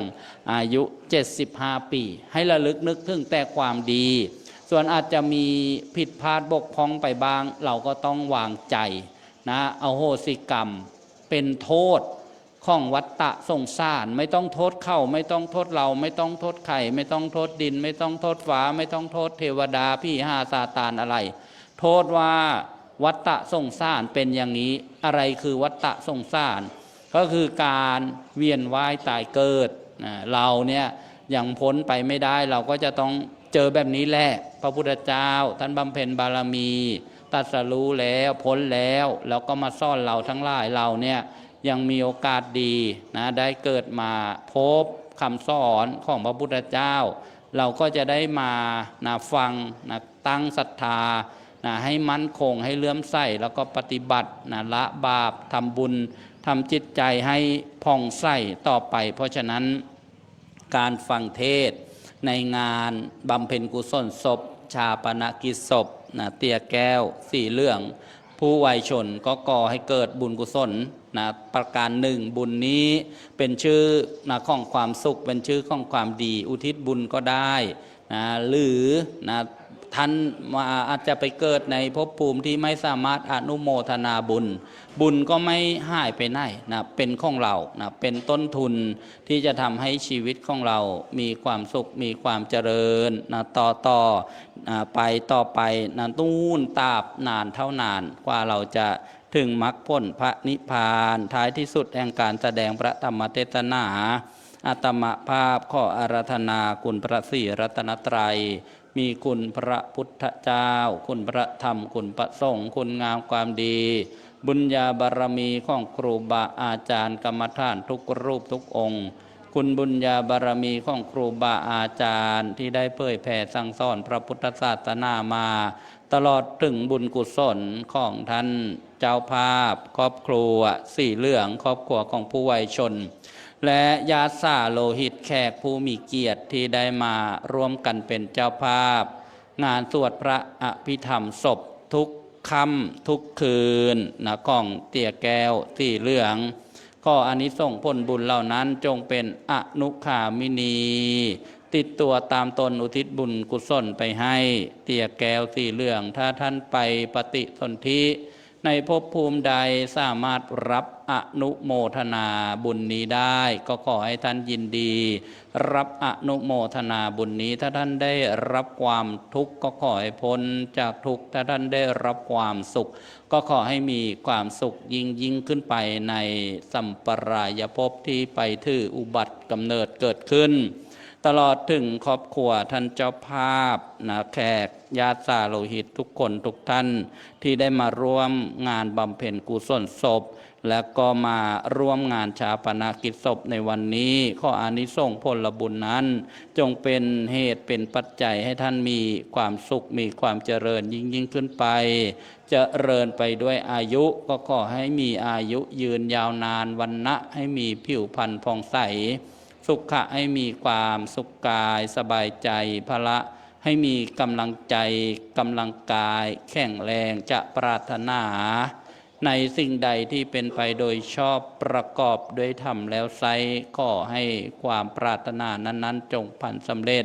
ได้ศึกษาธรรมะเจริญในทานศีลภาวนาสัมมาปฏิบัติได้ฟังธรรมได้ปฏิบัติธรรม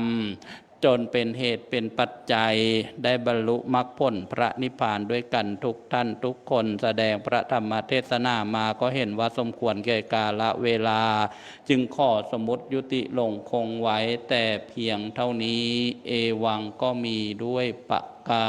รฉะนี้ยะถาวาริวหาปุราปริปุเรนติสาคารังเอวะเมวะอิโตทินังเบตนังอุปกปปติอิชิตังบัตติตังตุมหังคิปะเมวะสามิจโตสาเพปุเรนตุสังกปปา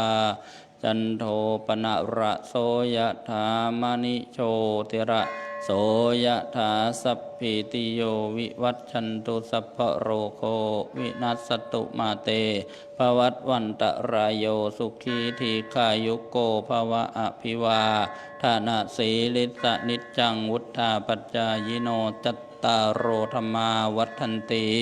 อายุวันโนสุขังภะลังตังอภิวาเทมิ